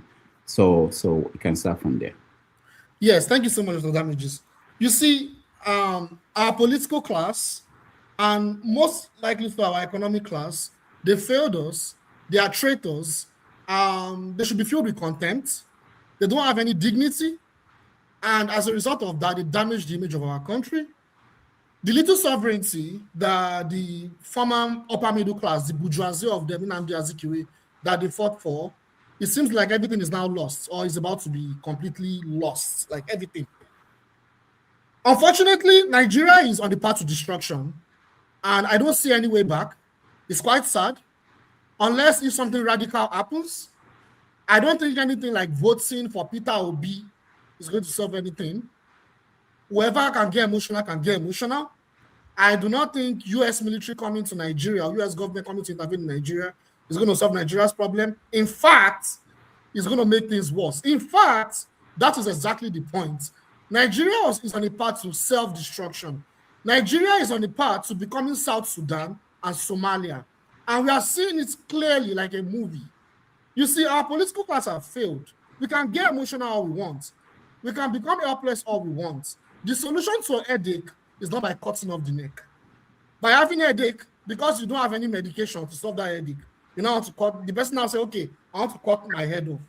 The $9 million contract with GCI is part of the strategy to further neocolonize Nigeria.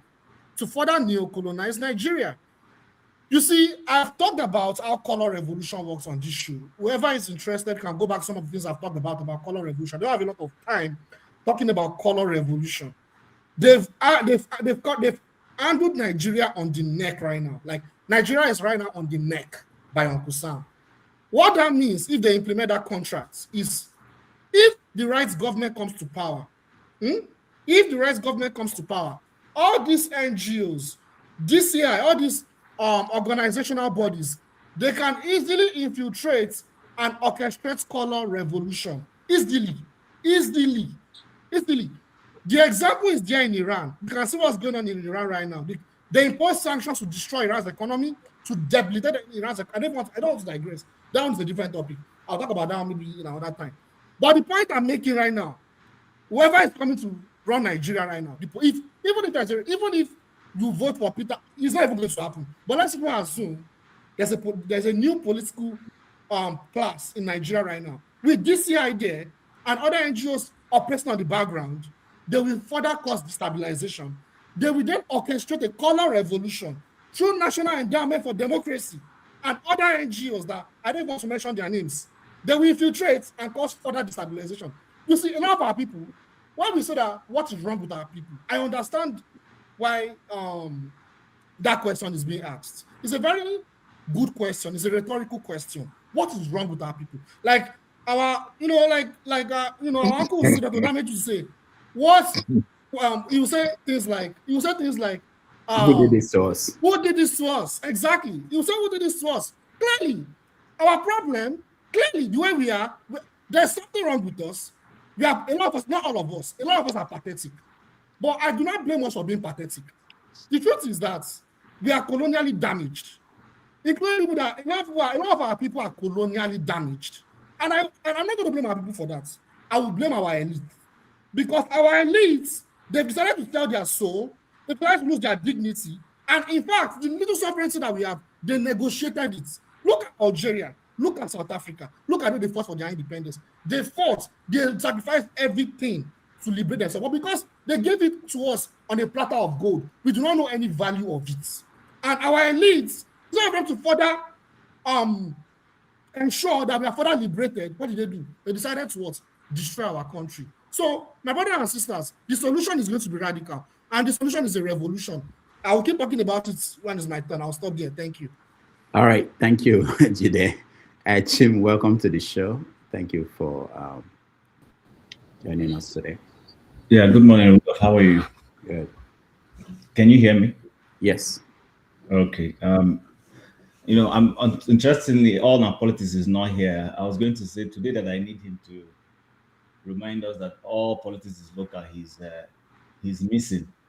During the week, your village people were fighting. Nokuman was fighting in the market square, knocking people, and you didn't bring it up. I don't know Anambra fight. I saw that video, but I just forgot. You intentionally refused to play it. No, I don't have it. If I have it, I'll play it. I saw it once, and I didn't think it would be important by the end of the week. It turned out to be important. It didn't deem it important. Anyway, just by the side, revolutionary colonization. You almost made me change my name this morning from Chim to Onyemelo. I would have just changed my name to Onyemelo this morning. But anyway, back to the core of the conversation, which is on lobbying. Lobbying is part of politics ordinarily. It's still bribery, no matter how you try to call it. It's bribery. The Americans can call it whatever they want to call it and legitimize it as they have in their politics. Yes, we know it's a legitimate way of getting things done in the US, but it's still bribery. It is bribery. So the average Nigerian who is calling it bribery is not wrong. It is bribery. But the question is, governments lobby fellow governments. You would see when Obasanjo wanted to run for Secretary General of the UN, that he lost to Boutros Ghali. The Nigerian government backed them, lobbied to see if Obasanjo would get the votes of NATO and some of the core, the 5 nations who dominate the Security Council. But it didn't work. We constantly lobby for things. There's nothing wrong in lobbying. But the question is, what are you lobbying for? In this instance, the Nigerian security advisor and the government is lobbying to change a narrative that clearly the whole world knows has a modicum of truth, that Nigerians are being killed. You can argue with the question about whether it is Christians being killed, as the narrative is, or if it is both Christians and Muslims, or if it's a genocide against Christians or a genocide against people in the Middle Belt. That's not the question. The question is Nigerians are being killed. And a foreign entity is saying we have data that this is happening.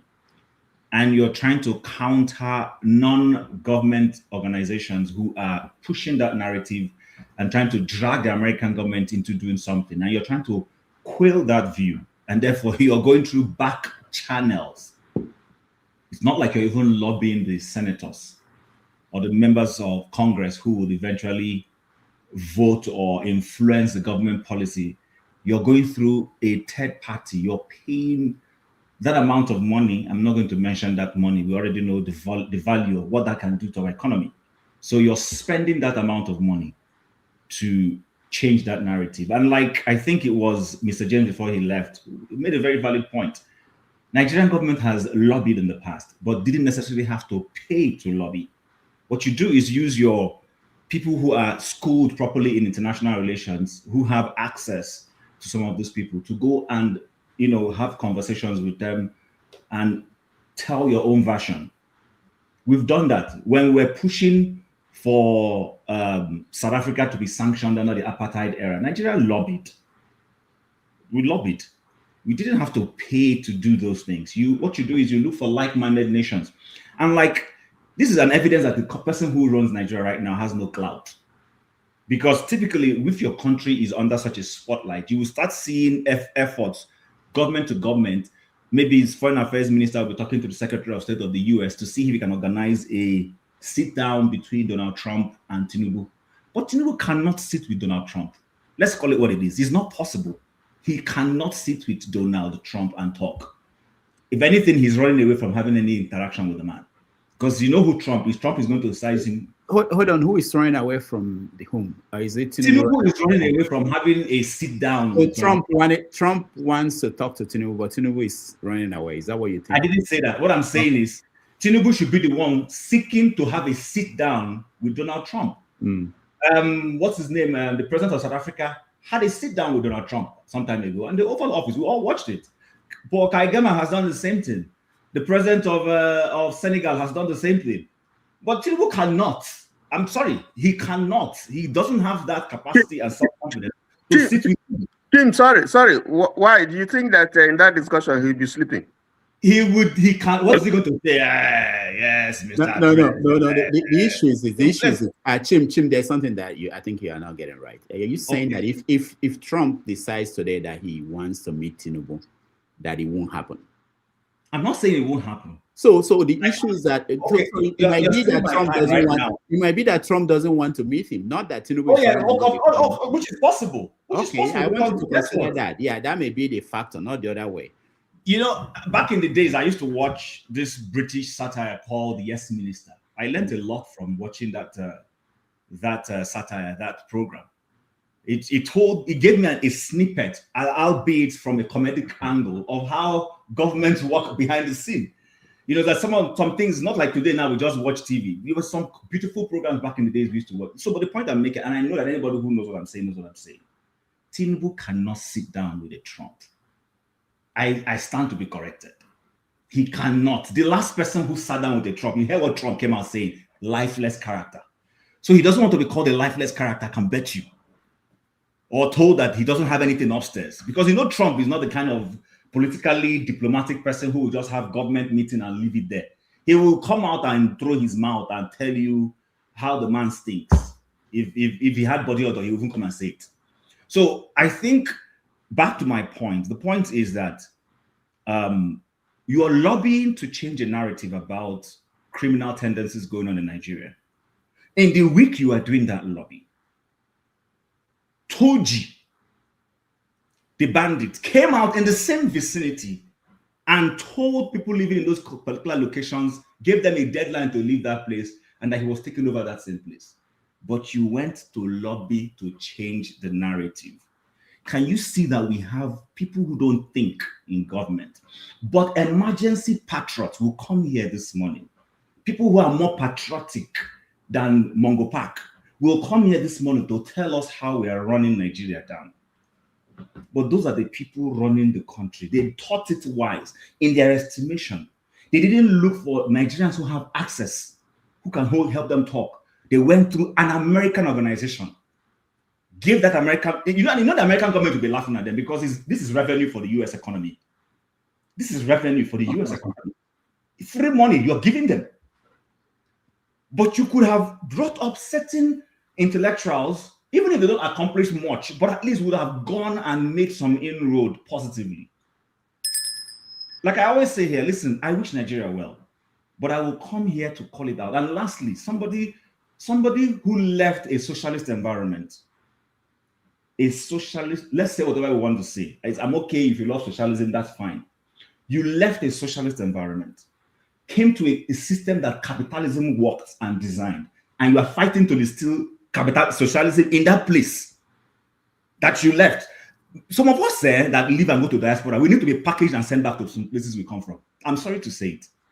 You left a socialist environment where socialism wasn't working, came to where capitalism works. Capitalism has its own evil forces. I'm not one of those who feels there shouldn't be some reforms in capitalism. But you left it and you're coming to come and school people who use capitalism to grow the economy that they should go back to socialism. Are you okay? Are you really okay? Tim, I have a question for you. Can I ask you a question real quick? If Rudolph allows you. Okay. Yeah, go ahead. Yeah. Thank you, Dr. Damages. Chim, are you referring to Nigeria being a socialist country? No. I'm referring to, okay. I don't want to call names, but I'm referring to somebody who came and was telling us, let me be honest. I'm referring to people like AOC and Mamdani. I'm sorry. These people, their great forefathers left socialist environments, came and used capitalism to bless them. Their children are now saying, bring back socialism where your grandfather left. I don't get it. Sometimes I see people, it's okay to come and tell me, call out whatever the problems with capitalism and is let's reform it a little bit. But to tell me that socialism that your grandfather left in Venezuela, left in Tanzania, Mamdani is Uganda and Tanzania, that was socialism there, Nyerere and co. It didn't work, let's be honest. Then they came to the US with you and your father. And then capitalism blessed your life with whatever faults it has. And then you are now telling me this is the socialism you want to go back to. Please, my education should count for something. I don't just do follow. All right. Thank you, Chim. We'll get to that topic one day. Forefathers, welcome to the show. Yeah, thank you for having me, Dr. Damages. Greetings to all the panelists, the chat, and to the viewers. I guess the lobbying aspect is not new in terms of paying money to lobby in Washington. Clearly, it does have high rewards. I don't know why they were not spending before now, and what they are spending for. Even right now, he's spending $9 million for what? Because they said Nigeria was having Christian genocide. Maybe he should have started from spending to have Americans do more business with Nigeria or do more strategic relationships with Nigeria. You know, I the other day I saw an American go to India to offer them to build their jet fighters engines in those countries. When they are doing those things, they bring expertise to those countries. That's how they did with this is China too. That's why China is where it is, because America brought expertise, real strategic expertise there. But we lack ambition. And when we go there, all we ask for, please don't come and kill us. That's all. We pay them off to buy for another day while they get stronger. And eventually, the judgment will come and they will come and kill you anyway. Because that's where it's going to end. If I'm sounding dramatic, but it's not. It's true. That's where it's going to come. Sooner or later, if we don't face the consequence of what we are doing, we don't start being a little bit more ambitious, we're not going to get anywhere. I think Gide shared some document last week about the strategy that American state is looking to use. And he talked about how it wants its allies to have regional influence. And those are the kind of people they like to work with, people that actually have something to offer them, not go there begging constantly, like our NSA heard was begging them, embarrassing us. And some people inviting other people to come and colonize us. I don't know. Like, you can determine what they do when you give them the power. Why do we always sacrifice our lives for people we don't know? And this is part of a curse on us. Somebody was having a debate yesterday that Africans curse. Was it not very dark man that went to Egypt or Morocco was saying, are we cursed? Because we give something sacred that our life that God gave to us, we want to hand it to another man to take care of it. A man is saying that let another man do it. What do you think your job is? What do you think God gave you this life for? He gave you the life to protect your own, to defend your own, and you give it to another man. That man can decide whatever they like. Look at Donald Trump now, what they are doing to their own people. The Venezuela itself that they said they were going to go to. Yeah, I think when he was saying, oh, we are going to do it for the oil, the money is in Qatar now. I think when I was saying it last week, people thought it was a joke. You don't control what they are going to do. You can't control it. How can you offer? It's like you see a rich man, he's doing very well. He say, take my children. You don't know whether he's a medicine man. He uses people to do medicine. You take your children. And we know this medicine man that you are sending to go and take care of your children. They used to use our people's skin for making books and leather. They dealt with our people. They are there across the ocean. They've done so many horrible things to our people. And these same people, you know, they are capable of destroying continents. You know, Dr. Damage, you suggested that you referenced the man that was saying that they should give Lagos to Microsoft. You know, Microsoft is a scary, scary beast. This is a man that invented a way to a contraception that can keep your women infertile for years. And if you sacrifice, if people don't understand what they are sacrificing, they could come and sterilize all your women. What happens? What happens? You're done. You gave us something God gave you and you just gave it away like that. Because it's too hard. If it's too hard, look at it. I'll be putting it under my this thing. You see that headline there that are under my name? Security, law and order and technology. That's your problem. Whether you have a revolution or not, you have to do those things. If you don't do them, everything you do will fail. You understand that? I've been saying it for a long time. If you say you have a problem, that is your problem there. Fix it.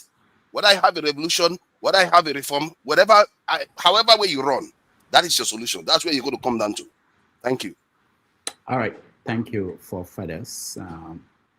Ike, welcome to the show. Nice to have you. Good afternoon. Good morning. Good evening, everybody. Happy to be here. I think there is one thing all of us have agreed in this conversation, that government used to do lobbying, whether it's for the benefit of their countries or for whatever benefit. But we have all agreed that government do lobby. But in the case of this particular case, your government is lobbying America to say that there is no Christian genocide. The same people that have gone to lobby that there is no genocide is telling you that there is a Christian genocide. And they are going back to go to lobby some people to begin to launder your name to say there is no Christian genocide. To launder the image of your government. Do you have a government? This is a government that is an illegitimate government. This is a man in Abuja who is a drug pusher and a drug baron. This is a man we don't know where he comes from. This is a man that we don't know the school he attended. This is a man who doesn't have family. We don't know who is any member of his family. This is a man who did not win any election. And they are going to lobby America. If you are a legitimate government, if your government is credible, if your government is supported by the population of your country, government can do lobbying. It is what government do. I think it's normal that we, like I said from the beginning, all of us almost agree here that government do lobby. But in this case, what are they lobbying for? The world as a whole know that there is Christian genocide in Nigeria and it's still going on. And you're going back to the same country who said no, the killing of Christians is enough. And you're going back to them to pay $9 million for the Republican think tank or the lobbyists to lobby to launder your image. What image do you have? You don't have any image because the system that brought you where you are is corrupt. Everything around you is corrupt. You have no identity. We don't know who you are. We don't know where you come from. We don't know the school you attended. The school you said you attended when you said you went to school was not even established by the time you said you went to the school. So I don't know when people come here and see your president. Your president is not my president. He never will not be, and will never be my president. But the thing is that the people who are the supporters of APC and the internet and computer, watchdogs and warriors online, they will continue to defend it, that it is normal that the government should do lobbying. But in this particular case, we have never talked about lobbying in Nigeria. We know that government do lobbying everywhere. But in this particular case, it is in black and white that we know, and everybody know, excluding those who are eating from the crumbs of this government, or their internet watchdog who use their computer to defend this government. They are the people who will tell you there is no Christian genocide in Nigeria. But we know that there is Christian genocide going on in Nigeria. So for whatever reason, $9 million, if you convert it to Naira, I don't know, maybe it's probably up to 12 to $11 billion. That is what this government is using to go and launder their name. To the same people who know that this government that we don't even have a government. That this is the same people that know that this government, they have their file and they know that this government is the criminally minded government that has no legitimacy by their people.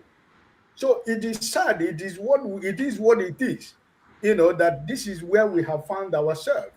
I love Nigeria, but I love Nigeria from afar. You understand? Because what is going on in Nigeria, sometimes is unthinkable. You will see people who will continue to defend this issue, this morning. Tell you the government do it. Why wouldn't they do it? But because why? They are eating from the crime. This government that is soiled with Nigerian human blood, the blood of Nigerians that are crying every day. And anyone that is supporting this government, that are murdering Nigerian innocent citizens every day, there is always a day that we all shall pay a price for whatever we do, whether a long time or short time. I rest my case. All right. Thank you, Ike. Two more people, we take a break and then we'll come back and rant and end the show. So, Jagun, you are next. You have 4 minutes, please. Welcome. Thank you very much. Good evening from here in the UK to everybody out there. Very, very interesting beginnings in this conversation. I'm extremely interested. I've been watching from the beginning. And there are certain people that I wish to answer, certain people that I wish I can speak to one-on-one, certain people that have spoken in such a way that it sheds light on a lot of things I want to say. And the fact that fundamentally, I feel in this conversation that there are two paths to be drawn. One, those who have fallen into a revolutionary spirit and have concluded that there's nothing we can do about this present system. We have to reset, which is my adage right now, is to reset. And he who resets first owns the century. So the other side now are those who still believe that an election in 2027 would somehow be able to effect some kind of change positively for Nigeria going forward, given where we are right now. Two distinct areas that I've been seeing on this platform and in this discussion that people are falling into. There are those of us who have always been revolutionaries on this panel, and we know who they are. But as I'm listening, I'm seeing the stalwarts of politics as it is, and politics is the way forward. And even though we are in a dire situation as a country, fair governance and fair approach and fair this and fair that would lead to a fair change. Me, I don't believe in that clause at all. I'm a revolutionary. And I will explain how a peaceful revolution can take place in that thing called Nigeria. I say to you all that 2027 is close. And with the mingle-mangle of what is Nigerian politics, I might not be able to blame us all for not seeing through all this fandangle that we've been going through. After the 2023 election, I lost hope for my country, Nigeria. I lost hope for the fact that any salient thing, any honest thing can come out from our approach to politics. And in the years that have gone by,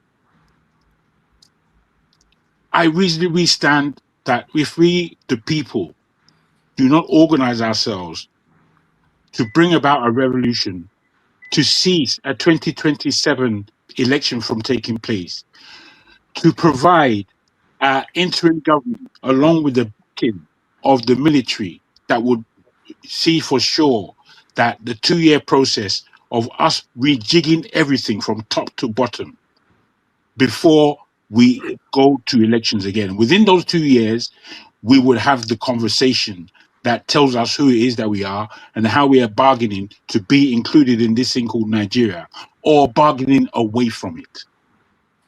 We're going to have a discussion, because the way things are going, we are fooling ourselves. We're pretending. We're going to ride the same bike, believing it's going to take us to a new destination, but it's not. It's going to happen all over again. If you just go back, each of us, to the point where we were, 2021, 2022, we were coming from a haze called COVID. The big haze in the whole world that was planning, God knows what it was planning for most of us. And then we come into a structure of ending of Buhari government, and we knowing that we can't keep another level like this. Yet still, we voted the same people in. We voted worse in voting Tinubu in, away from Obi at the time, who was giving us a lot of hope. So I'm saying to you, Rudolph and panel, I would like you to actually speak about these differences of each of your panelists and where they stand, and give them a way of putting forward their arguments to the opposition, as it were. And let us be an opposition here on this panel, where we really flesh out, do we go and do the same rubbish that we've been doing for the last 12 years, as it will be? Or do we take the bull by the horn, take responsibility of our country? This is an answer to people like Eccentric, who speaks well of knowing that we've got to come out of this fog. We can do something. Do something I want to be a part of. I'm sorry to take time. It's very, very important. I saw that you've given everybody a good long stretch to speak out and flesh out what it is their intentions are on this panel. I want to say that these are my intentions. And Rudolph, I put it to you, please, somehow understand these things, put them to a test, a verbal, intellectual test within your program, and let us really flesh this out. Thank you very much. All right. Thank you, Jagun. Before we continue, let me just point out that tomorrow on 90 Minutes Africa, we are going to have Dr. Nemeka Onyeka Obiareri, who is an investment banker. Most of you have seen him on TV analyzing issues. He will talk about Trump, the New World Order, and how it will impact and affect Africa, with emphasis on Nigeria's upcoming election, 2027. So if you can join us tomorrow at 12:30 p.m. New York time, 6:30 p.m. Nigeria, he will be here. He was here last year and it was quite entertaining. He has some radical views that I think most of you people here who are having issues with Trump would like to listen to that. So tomorrow at 12:30 p.m. New York time, he will be here. All right. I think we're going to go to KJ. After KJ, we take a break. I know there are people in the studio, but we have to end. For those who are just joining us for the first time in the year, we don't have any leeway anymore. We have to end exactly at 3 p.m., 3 hours of the show. So what I'm going to do is when we come back after the break, after KJ, we give comparable facts and forefathers interference, give you more time during your rant, because when we come back, we're going to do rants. So that's it. And then we round the show up. KJ, go ahead. Okay, thank you so very much, Dr. Damages. Before I continue, I want to display this. I have my copy. Gentlemen and ladies, please do your best to get this. It's Dr. Damages' latest book, A Kiss That Never Was. Very interesting. You need to read it, especially for those who are still single. There may be one or two tricks you learn from there. Okay. Having said that, today, I've been following, and I couldn't join on time, but I thank God I joined exactly at the one time I wanted to speak on the issue, which is the issue of the $9 million. And I like to say this, for those who have been coming here to say, I listen to Jide, I don't want to join issue with him. But I want to let you know that the American senators that you are dealing with were the same people sent by government of America to go to Nigeria on fact-finding mission. I don't know what is the lobbyist going to do different from what the Americans who have been on ground, senators and House of Assembly members, how do you call it now? The reps members were on ground. They saw facts for themselves. They traveled around these places. They saw people. They spoke to families. We call it in media fact finding. It's not only fact finding. No, it is. I'm trying to remember the right word for it. It's a story from the individual. That is those involved. That's a media word for it. Eyewitness. Eyewitness. They saw eyewitness accounts talking about the same issue they travel miles from to come and see. And you think your lobbyist is going to do what? Anyway, for your information, because those who are still back on the news, the senators were House of Rep member yesterday reissued their stand. In fact, there are 3 meetings held in DC yesterday, for which one of the guys I'm trying to bring to this panel was in Frank Otto, okay, who was a sometimes special assistant to the governor, Otto. Okay, the meeting held, they reiterated their stand that they are now going to double their effort to make sure that the narrative which the government is trying to cover is exposed even more. And I want to even go further to say that Truth Nigeria have the same way not only been able to bring more facts out, they've now digitalized it. Anybody can go to their page and look at it the way they've spread out the listing. They have over 500 and something, 5,000 and something reports, okay, for which you can easily trace which group is which and where are they operating from and at what part of Nigeria they are. So you see, you are making the government think they are doing a good job, but they're making it even more complicated and more, telling the world, because the moment you engage a lobbyist, even though it is recognized in the American system, it shows that there's something wrong. Your story is not straight, and you're looking for somebody to cement it a little bit smoother for it to be able to go. Anyway, I don't believe that money was spent for the purpose of changing the narrative. I think it was spent to make sure that America accepts able to come back in 2027. So this is all about his own survival.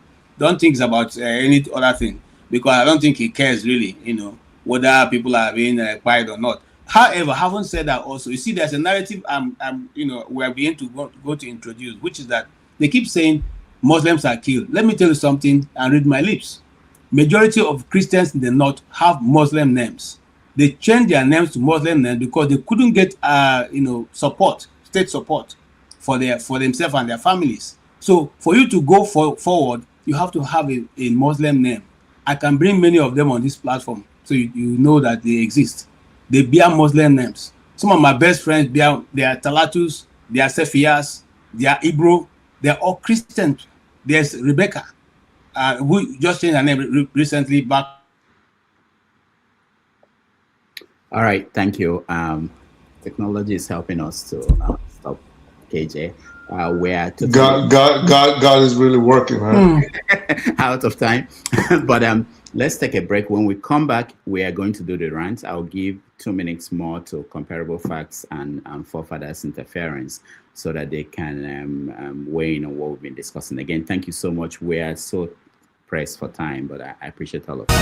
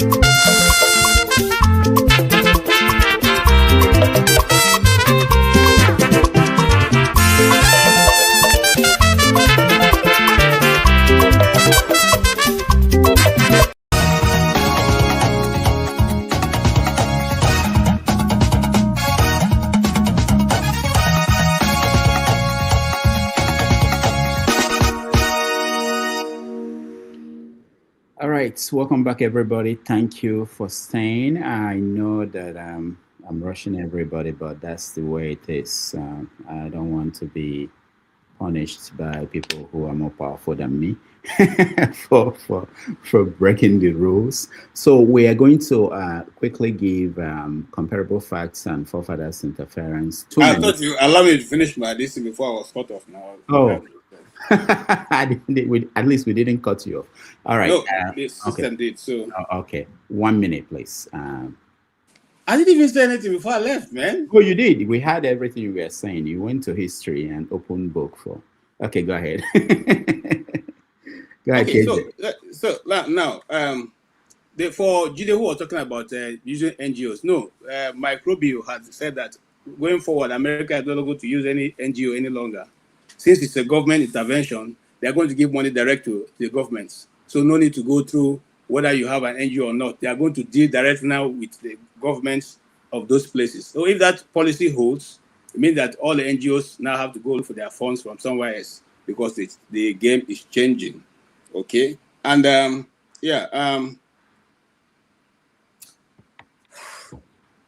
okay, now about the money, that's what I was going to really. You see, that money alone could have been able to settle majority of the IDP camps that you have in Nigeria, assuming that we wanted to show that the government wanted to show that they are concerned about what was going on. What they would have simply done was to get they take that money they've used now to spend it on what? On the IDPs themselves, those communities that have been ravaged by these terrorists. Okay, you rebuild their communities, you take them back, you give them some form of stipends to start their life. Then the international community will recognize that you are doing something positive. You don't even need to lobby them to be able to see those things, because people will talk about it. It's just like what happened between Orji Okalo and the governor of Abia State. The governor doesn't need to say anything. It is the people that are showing what he's doing. It's the people that went out to march to show that this guy had doing this and we're grateful for it. So for a government who doesn't know its left from the right, that's what they will do. They are simply making Roger Stones have more money to spend this year and be able to pay his staff, because imagine it, $700,000 in America. It's not more money. You don't need to go look for source for other jobs. You just use that to pay your workers and go to the French Isles to go and enjoy yourself for holidays. I mean, these guys are totally showing they don't understand. And just like some people have said, we have much more than enough people in Nigeria who could have been able to help if they wanted, if that's what they wanted, or use their own government officials to do whatever they are doing. So finally, those who are mentioning, I have some respect for certain people, but when you speak and you want to use a Muslim, and I don't have a problem with saying that, I don't have a problem with his faith, but I'm saying somebody who does not believe in the American system, the system that hitherto has brought you here. Now, if you don't like the system, please, the airlines have not stopped operating from America to Nigeria. Go back there and talk from there. Let us see how you can be able to make it. Some of you sit here, you enjoy the good distance, you enjoy the roads, you enjoy the electricity, you even enjoy when you infringe on the right of the government, and the government takes you to court. You go there to defend yourself, a thing that you can never dream of. If that was possible, we think some of us to be here. You can never dream of it in Nigeria, that you go to court against the government and you get a fair hearing. And then you come here, you sit here, and then you are trying to now dictate, tell us how, come on, bro. If you want to show me that what you are preaching is totally, you believe in it, go back to Nigeria and then try it. Then I'll know that you're a brave person. Some of you sit there because you have. How many times have you ever faced a policeman pointing gun at you and tell you that, I can finish you here? We are a stupid journalist. Just say you are not a stupid journalist. Let me show you something now. How many of you? How many? You sit here, just open your mouth. Go to Nigeria. If you, I dare you. I can help you pay your transport to go there. And then let me see how you survive there. Thank you very much, Rudolph. All right. Thank you, KJ. We're now into rants. We have 12 minutes. I don't know how we are going to get to everybody. There are 10 people here, and then 2 or 3 people in the back end. So please, I will make sure that 2 minutes, I will cut everybody off. I'm sorry. It's not in my control. Comparable facts, welcome back. Welcome from Nigeria. I'm sure you went there for Christmas. Next time, come early. I want to know what happened, what the experience were like, but not today because of time. But go ahead. Oh, there's another program coming up. Forefathers, we have a program after this, so you can go there. Oh. Yeah. Okay. By that time, I will talk more about Nigeria. Thank you very much. Happy New Year, everybody. Nice to see everybody on this platform, and it's nice to be back. So my rant will be in reference to what everybody is talking about, about this 9 million that was paid to lobby Nigeria image. I kind of find it like a missed priority. I mean, it's like it's like a warfare, try to change the narrative. But what are you changing? I mean, the people who are trying to change the narrative, they know what's actually happening in Nigeria. I mean, America has more information, than ordinary people, even in my village or even the place that I stay. Because in Nigeria, they don't know what's going on. The afterwards is going to feed them the next day. So I don't know the purpose of changing the narrative. Nigeria is not, I think Nigeria has a problem. This is why we are not getting anywhere. Every time it's about doing something that's, it doesn't even help the country. In that way, like I said, I've not been following a lot of news, so I don't really have much to say, but I can say much about what I witnessed when I was in Nigeria. So maybe in the next show, I will say about that. Thank you. All right. Thank you so much. Let's go to Forefathers Interference. Is that the new name? All right, go ahead. Welcome to the show. Yeah. How you doing? All right. Yeah. Okay. So since we're trying to run along with this, with regards to the fees paid to the lobbying firm, let's keep it short. If you guys, when I say you guys, I'm speaking generally, did not try to demarcate Nigeria, maybe Nigeria would not be paying these fees to launder its own image. So it is, the monies could definitely be put to better use, but there's nothing wrong with what they're doing now because it is necessary. You guys literally drag Nigeria in the mud, and I think it is very disingenuous of you to now say, well, why are they trying to launder their own image? That said, there was something Chim said, and this is why I actually decided to come up, and it was about Ma'am Danny. And even before I go on to that, I don't know who KJ was ranting at. I would assume it was someone else when he started going off on Muslims, which he came on and told us we was mad at with that. But with regards to Chim, he said something about Ma'am Danny and AOC, and if they're socialists and maybe they want to go back to Tanzania and Uganda, Venezuela and Uganda. These are Brooklyn, these are New Yorkers. For clarification, I'm from Brooklyn. I live in Scarsdale now, and I do have businesses out in the city, properties that we own. And if anybody should be complaining about what Ma'am Danny is about to do, I think I would be in a position to say, well, he's going to put a 2.5 or 3.5 tax hike, and then we have to pay fees for this bond. But no, I'm not going to take that position. The position I'm going to take, and which I think, again, Nigerians should stop listening to all these conservative talking points, okay? And the position I'm going to take is the same one that the voters that put Mamdani in charge took, which is New York is very short on housing. New York is short on the rent freeze. These are the policies he wants to implement. The rent freeze, affordable housing, free buses, which he actually co-signed a bill in 2023. They tried a pilot program and it worked. Free buses, childcare, and free groceries. For the lowest earning people, poverty is, Rudolph, you're from New York. You know what I'm talking about. More than 75% or approximately 60 to 75% of New Yorkers spend over 30% of their earnings on rent. Most people are living hand to mouth. I don't get where all this socialist condemnation is coming from. People like yourself, people, well, I don't know, I would assume you look like a rich guy, but people, we should be the ones complaining. But guess what? Like a lot of my business partners are actually Jews, way wealthier. They voted this guy in. I don't know where you guys are getting these talking points. Let's have this conversation. It's a while. Right. We can do it later. But yeah, that's fine. All right. Thank you so much. I also have something to say about this. Maybe I'll join the next stream. Eagles Air, go ahead. Eagles Air, can you hear me? Unmute yourself, please. All right. Eagles Air cannot hear me, or maybe he can now unmute himself. Let's go.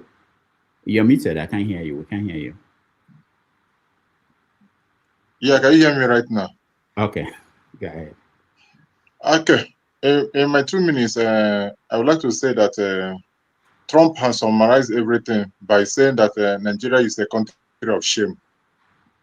So if you look at Nigeria and based on what is happening in Nigeria, you find that this country is a country of shame. Where Agbero are dragging powers in Nigeria. People that have brain is leaving Nigeria to other countries, while people of Agbero are busy dragging Nigeria to their power to make sure that they control Nigeria and put Nigeria inside their pockets. So if you look at what is going on in Nigeria, could you imagine yesterday I saw a video in a Kogi state, a whole community have wiped out they are no longer exist again in that place in Kogi State because of what the bandits have taken over. So if you find out that if you look at the way things are going out, you find out that there is no government in Nigeria. Bandits are controlling part of Nigeria. They are in charge of local government and all the rest of them. So a country that bandits have a say in a country, that means there is no government. And I'm not surprised when they do some lobbies, but the lobby they did it in the wrong way, and which is very bad. Are you lobbying people who knows what is happening in Nigeria? For instance, if US embassy in Nigeria give feedback to the United States government, there are people telling the United States government what is happening in Nigeria. They have all the information. So it is in Canada, so it is in other country. So I don't know the reason why they're doing the lobby. A national security advisor, I don't know the reason why they're doing the lobby. Are they doing the lobby that the genocide does not exist? Or are they doing the lobby that genocide exists? So this is a country of shame. I'm disappointed to say this way. But people will be in the comment section and defending this useless president, Bola Tinubu, that is doing well. Why you don't see anything good coming out from him? It's a failure. All right, thank you. It goes there. Chim, you're next. All right, so I was thinking of speaking on our tax, the new tax system that is supposed to come in, but I'm going to leave that and go to my state because my state politics is critical and important to me. So over the week, a couple of vultures were gathering together, failed vultures, people who do not see anything good for the people. We've had since Abia State was created. Abia State was created when I was in my final year of what we call high school here in the Western world. Since that time till date, outside of this current governor called Alex Otti, the only governor that seemingly has done anything worthy of note was the late, I don't know if he's late, sorry, pardon my use, Colonel Chinyere Ike something, Ike Chukwu or something. He's a military guy, military administrator. Not Ike Nwachukwu. Not Ike Nwachukwu. There was a guy who, he's from Anambra State. I can't remember his name. That's the only guy. He was the one who came in and removed Agberos from Aba and the motor parks. Ike Nwosu, that was his name, Ike Nwosu. That's the only person before Oti. Orji's Okaro, colossal failure for 8 years. Embezzled state funds. Handed over to his chief of staff, who was brought in fraudulently. We know how that one came in. That one made his son the Lord of Manor in Umuahe. And then we handed over to the Ibazu, who was a dustbin character. Everywhere was littered with dustbin. And suddenly all these characters have gathered together to tell Abia State people that they want to remove the only shining light they have seen. See, Oti might have his faults. No politician anywhere in the world is 100% free. I'm sure if we do a bit of microscopy, we might find one or two things in his cupboard. But to compare him with these failed vultures gathering and saying they would remove this man. Well, my point is to Abia State voters. Please come 2027 election. People in Abia North, where I come from, make sure Jesus Okalo does not go back. That guy does not deserve the kind of emphasis we give him. He's a waste of political space. These guys should need to be left removed so that that state can have a breathing space and grow. They are the albatross that is making that state not to progress. That is my rant. All right. Thank you. Very good, Chim. Recolonization, you have 2 minutes. Let's hear it. My rant is very simple. I want to give Nigerians a very big advice. Which is, if you have ears, listen. There shouldn't be any election in Nigeria in 2027 until we know where we are going in that country. And I want Nigerians to take seriously. When we talk about Nigeria, we shouldn't be joking about Nigeria. Because this is what I see many people are doing in this platform. They just come and just say whatever they like. They think they can speak English or they know everything. They compare us with other people. Nigeria is a very big country. Criminals have managed to run it down. And when we come to the platform, like they think that it's everybody who have time to come and waste out time here. I don't come here to waste my time. I come here because I'm passionate about that country. And I know what is happening in that country, that what is happening in Nigeria is not right. No election should happen next year because it will just be nothing.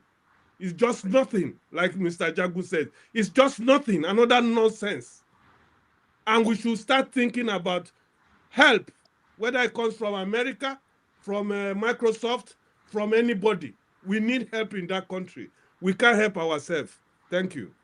All right. Thank you, my man. Let's go to Forefathers. You have 2 minutes to rant. Oh, I didn't know we had. Okay, thank you for that. I just think that there is a lot of confusion within the way we discuss about the Nigerian issues. Sometimes we say it's the democracy that is the issue. Some people wish for revolution. Some people wish for reforms or supporting the status quo.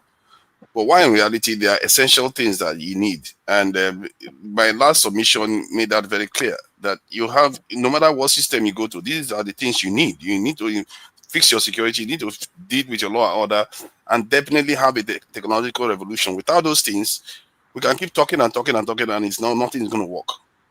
If you believe in the current status quo, these are the things you need to do. If you believe in revolution, these are the things you need, these same things you need to do them. If you believe in a reform, these things you need to do them. No matter what system you believe in, including Saudi Arabia, communist China, the democratic America, these are the essential ingredients. When you distill them out, these are the things they all have in common. They don't have to have democracy. They don't have to even have equity. But they have to have these essential things for those nations to function. So I'm not going to keep it long. Thank you for that. All right, thank you, Forefathers. Mazi Opara, you are next. Yeah, about Wike and River State, the absurdity in River State. And that is not democracy. That is, that is why I always say that we're not matured for this kind of governance. I mean, you see what the Wike is doing in River State and what is happening in River State.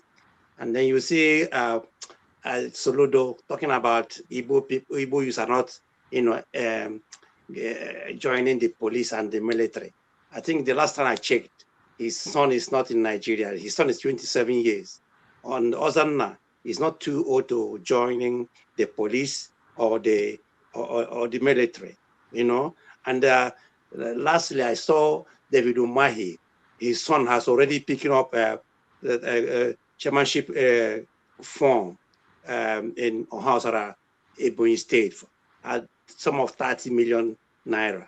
This is people that are telling us that our youth should enter police and the military, while their children are overseas or working in the best places of in Nigeria. This is the kind of people we have, because they do this deliberately. They impoverish our people. They make sure that our youths have no education. They make sure that our youths have nothing. So that whatever they say is what our youths are going to do. But they are going to meet their Waterloo, because this kind of youths we have in Igbo land, they are not going to allow them to breed until there's justice in Igbo land, and there is good governance in Igbo land. These people shall never breed. Thank you. All right, thank you, Mazi Opara. Let's go to Jagun. You have 2 minutes. Thank you again. I appreciate what recolonization has said. I don't know. My own level of revolution is such that it should be of the people, by the people, for the people. I don't want any international influences directing our country. I want us to claim our country back as we should, as men and women of that area that they call Nigeria. If we believe in the first colonization by the British is the thing that caused Nigeria as it is today, then let's reclaim it, is what I'm saying in my revolution. And the people who are on hands to reclaim it are those that call themselves Nigerians. I'm very purposeful, and I've been thinking of this very seriously for the past, I would say, 2.5 months, in really serious terms.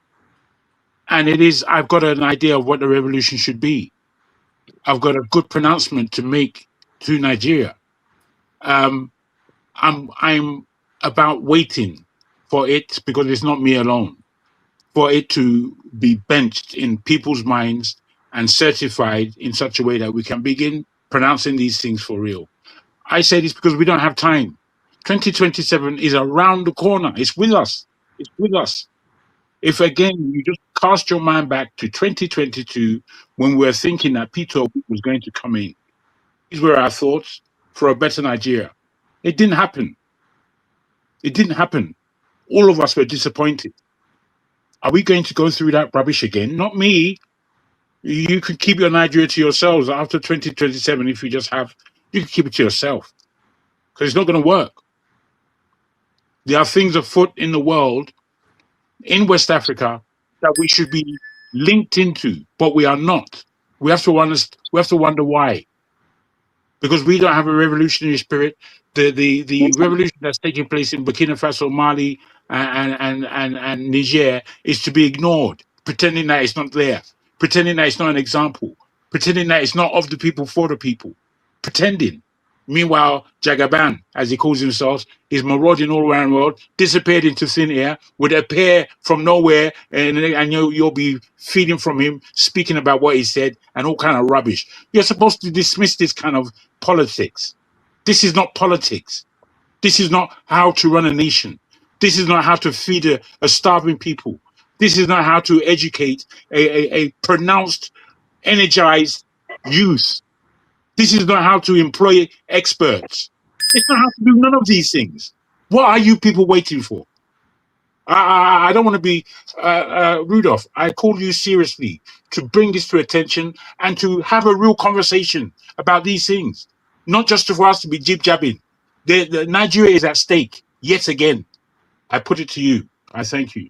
All right, thank you. I'll reach out to you, Jacqueline, during the week. Tony, you have 2 minutes rant. Okay, I'll try. Now, I want to flash back to the 80th session of the UN General Assembly in September 2025. Whereas most European leaders came in one bus, most African leaders, or some African leaders, arrived separately in expensive cars, limos, and lodged in upscale, high-end hotels with very large entourage. Some of them having nothing to do with the conference. But the most embarrassing thing, that I observed is that these African leaders, are poorer than Western countries, yet they display a lot of affluence. And that was seen at the UNGA. And when they came to, make their submissions, they ended up, all they did was to beg the same people that they are showing that they are wealthy for aid, for FDI. And I find that very repulsive. But let me just end with what Lee Kuan Yew said in his book about Nigeria. The book is titled From Third World to the First, the Singapore Story. Now, in chapter 18, where he was making a comparison between Singaporean ministers and Nigerian ministers, he said, whereas our government functionaries drove expensive cars on poorly maintained roads, Singaporean ministers use buses or drive modest cars on good roads. And the lesson here is that this attitude has continued. Our values are misplaced. Our leaders are not honest in addressing the problems of the country. They put themselves first.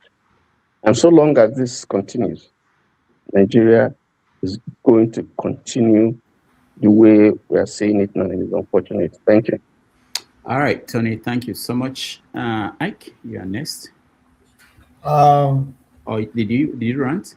No. Okay. You always try to take my time away from me, Dr. Damages. I'll never rant. Anyway, Chim, I want you to also be getting ready for the North Senatorial Zone. Listen, I had the governor of Abia State said that He's going to present a candidate in the North Senatorial of Abia State. So I'm with the people of Abia State, and I think they are wiser than the vultures that are gathering themselves together. You know, my greatest fear is that Alex Oti himself. I don't know the level of pressure he's getting from APC, but I think the best bet he has right now is to join ADC. That's what I think he needs to do. But after that, I believe that the people of Abia State know what is at stake, and they know what is good for them. So I'm very happy and I'm very confident that Alex Oti will come back 2027, and the people of Abia will do the necessary thing. Because if the only thing I am praying in Abia State that all Jews of Kali will never go back to the Senate. If it is the only thing the people of Abia State will achieve in 2027, I will be very happy. On a final note of what my brother Tony said, there are a lot of people who will continue to come here to defend this government. I'm happy you read the book. You read something in the book. You know, it is for all of us to digest it. There are a lot of people who will tell you, no, this government is working. Because you are living in diaspora, you don't know. This government is working, you know. But I thank God, compared with Singapore and Nigeria today, and all of us can be able to give account of the two countries. God bless you. All right. Thank you Both so much. Ojikalo and Benjamin, they will not return. All right. Somehow we lost a righteous man who was going to be the next. So let's hear from Ife. Ife, where are you? Okay. All right. Let's hear from Ife. Woo. Good afternoon, everybody. Papudoka, you still did not keep our conversation. I told you what to do. You didn't do that. Oh, I forgot. I'll call you. No, you did not forget. Stop lying, Papudoka. This is 2026. Please. What was it? Remind me, please. Old age. Old age is bothering me. I've got to that Hi, point. everybody. I swear, if Nigerian politics, if we are not tired of what is happening in Nigeria at this point, you just know that I have completely given up. And I say completely given up. You know, when you wake up every morning, hoping, believing that, you know, you will get a positive news. You don't.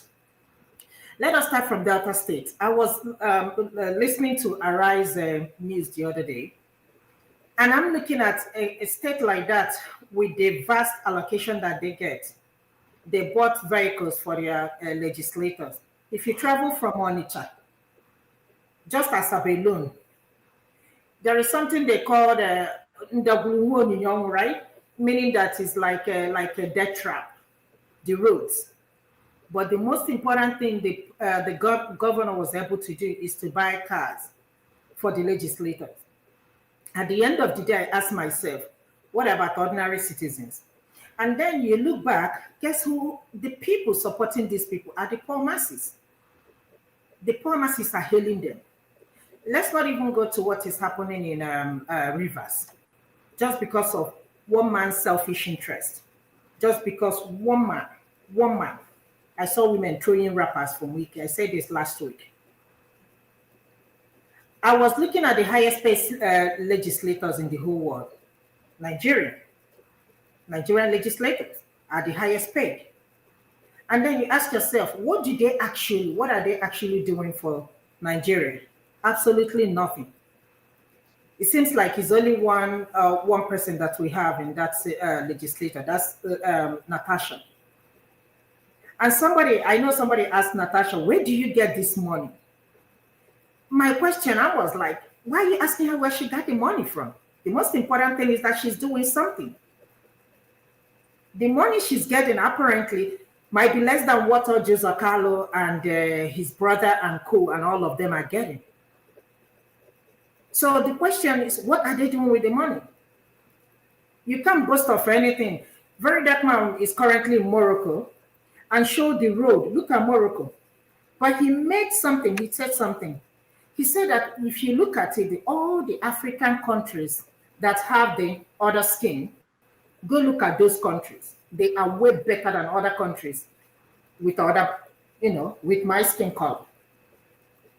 He showed the road, even the best road in Abuja. And this is just not, it's the best road in Nigeria.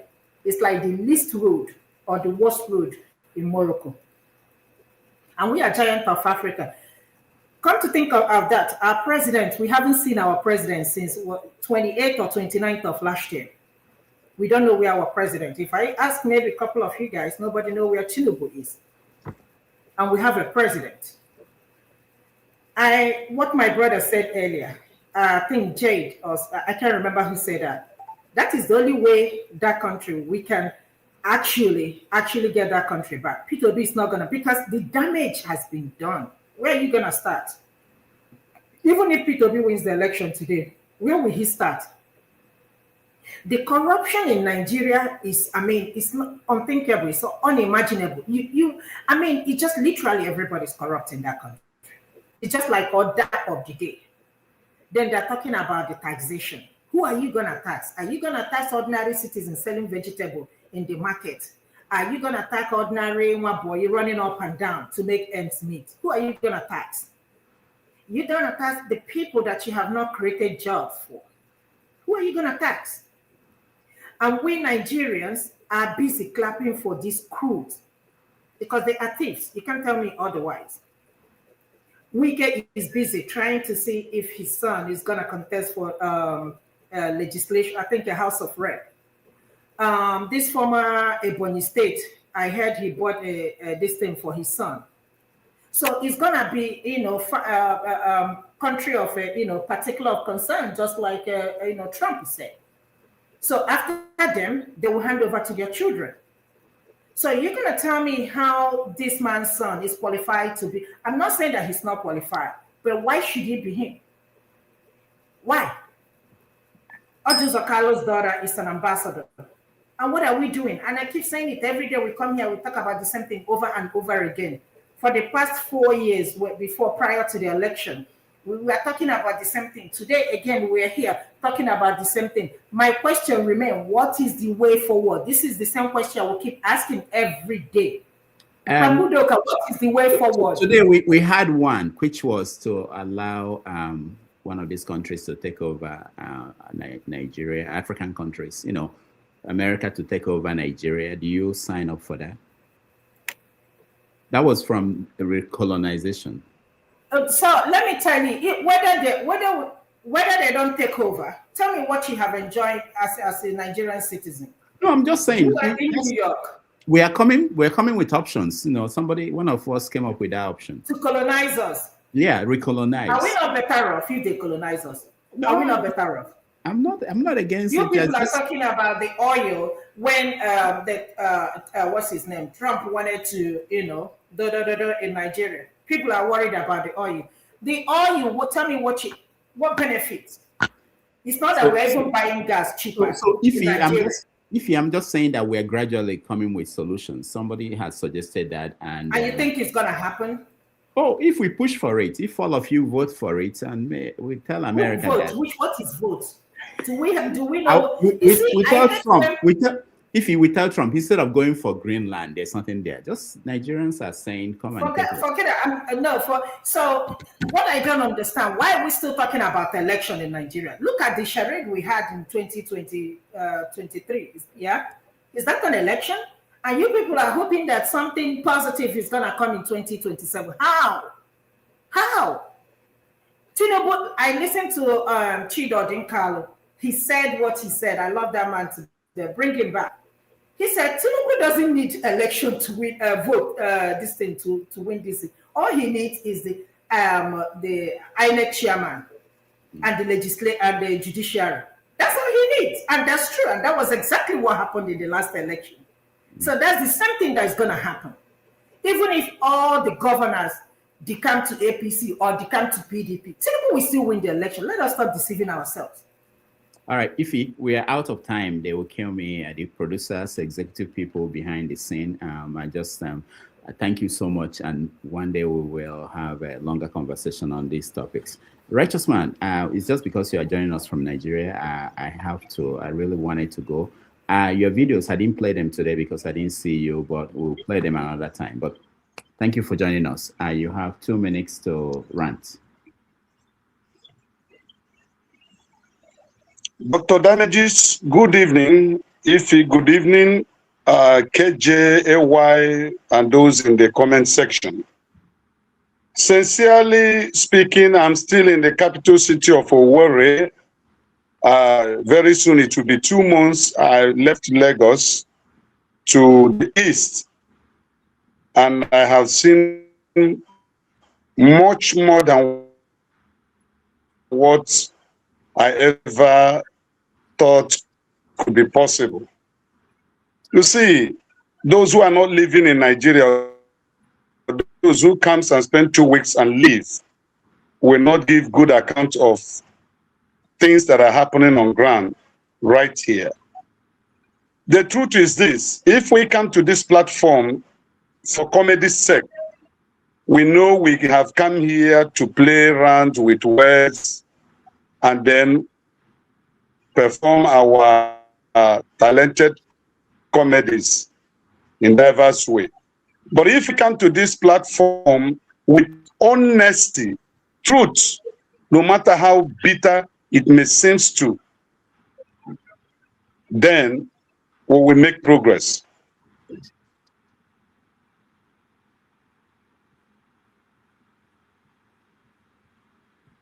Hello? Okay, we lost him. All right. He was lying. That was why the network removed him. Thank you so much, Righteous Man. I know you are joining us from Nigeria. Let me thank everybody that watched us. Those at home, thank you so much for being here. We appreciate all of you. If you have not liked the program, please do that. That will help us to get other people to watch. Those that supported us, George Bushell, thank you so much. Oscar Blackbone, thank you. Kulata, thank you. And again, Oriako, thank you so much. We appreciate all of you. Tomorrow on 90 Minutes Africa, we are going to have Dr. Nemeka Onyeka joining us to discuss what will happen in 2027 election. It's like I'll stop coming because you always not allow me to speak. So you didn't rant? I didn't now. All right. Okay, you are a big boss. I can't say no. No, I didn't. If I did, I wouldn't have said so. I'm sorry. Yeah, I'm sorry. You know, I'm just worried. If you say I can leave you to, I'm worried. Close, you can close. I'm worried about time. That's why. Okay, go ahead. Just 2 minutes. Okay, here's what I'll say. First and foremost, we Abians, we are ready for Oji's Okalo. He knew how he won last time. He went to the villages and begged. He went to village. He begged. In my village, he made one stupid road that lasted only 3 months. That was one of the conditions they gave him. This time, I'm not going to be any condition, because as soon as Alex ought to bring somebody from that region, he won't come back. I can assure you. If you have been following the trend in Abia, yesterday about the biggest city in Abia State and with the largest population, all the youths were in the streets dancing and marching, okay, in support of what Alex Otti have done. That's the first time that you can actually live in Aba without buying a rain boot during the rainy season. So who will say that? Okay, that's 1. 2, and then for those who think that whatever Bola Tinubu is doing is going to be different, this guy is a criminal. The people already know who he is. There's no how you're going to change the pig from being a pig. It will always fall back in the gutter if it was the moment he sees one. Okay, so trying to say, well, and then okay, let me sum it this way. The same IPOB they said they were terrorist organization are the same people sitting and lobbying in DC, and that they're even having to fight to put in $9 million to counter what they are doing. Those guys are very great too. Honestly, I have to celebrate them. But however, I don't know why they always bring everything to come and end in the table of an Igbo man. If the Igbos are not being brought into any argument, it's not finished. Everything they go around, the boiler is IPOB. Everybody finds a way to end up in the Igbo table. If they don't like us for Nigeria, make una let us go now. I mean, it's not simply just simple. Just look, you guys, we are tired of you guys. Can you just leave by tomorrow? We will all leave quietly. Leave us to go and kill ourselves in our states. Don't worry, whatever. If we finish buying ourselves, we can come and take the land when we leave it. Which one be this one for crying out loud? Thank you so much. That's my rant. All right. Thank you, KJ. And on that note, I want to thank everybody who joined us. I appreciate all of you. Thank you, Ify, for being here. Thank you, KJ. Thank you. Dr. Rudolph, I have not finished my statement, and I'm calling from Nigeria. It's not easy. Okay. Righteous man, there's another show. I shared the link. You can join that show. I'm really sorry. I've gone over by more than how many? 25 minutes. I'm really sorry. They will kill me. I signed the contract. They were about to fire me. But next week, come early so that we can play the videos. I want to talk to you. I just don't want to play the videos you sent to me. I want to talk to you so they can help us understand what's going on. So if you can come on next week early, we can talk about that. I'm really sorry, Righteous Man. I gotta go. Thank you, everybody, for joining us. I appreciate all of you. Jagun, thank you so much. Ike, thank you. Chim, thank you. And Forefathers, thank you. Forefathers is on, and anybody can join. I will try to join if I can, because there's some things I want to also talk about. All right. Until tomorrow on 90 Minutes Africa. Thank you, everybody. I'll see you.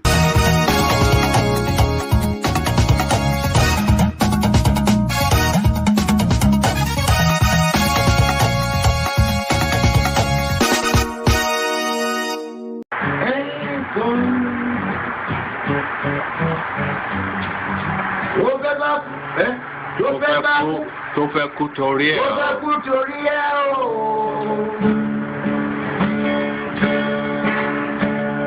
Ọwọ́ ẹni ló ti ṣàánú kọ́. Ayé la bá, ayé la fi sílẹ̀ sí. Lọ́nà èyí yóò. Thank you so much for watching. Thank you. Have you subscribed? Yes, you. Have you subscribed? You. Yeah, before you go, click. It's free. Click. Just that's it. Have you subscribed? You're laughing. Have you subscribed? Have you subscribed? Thank you. Thank you. Thank you. Hey, madam. Thank you so much. I can see you.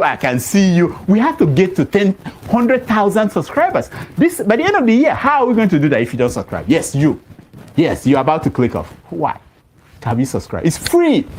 If you don't, ask your son, ask your daughter how to. Just one click. Thank you.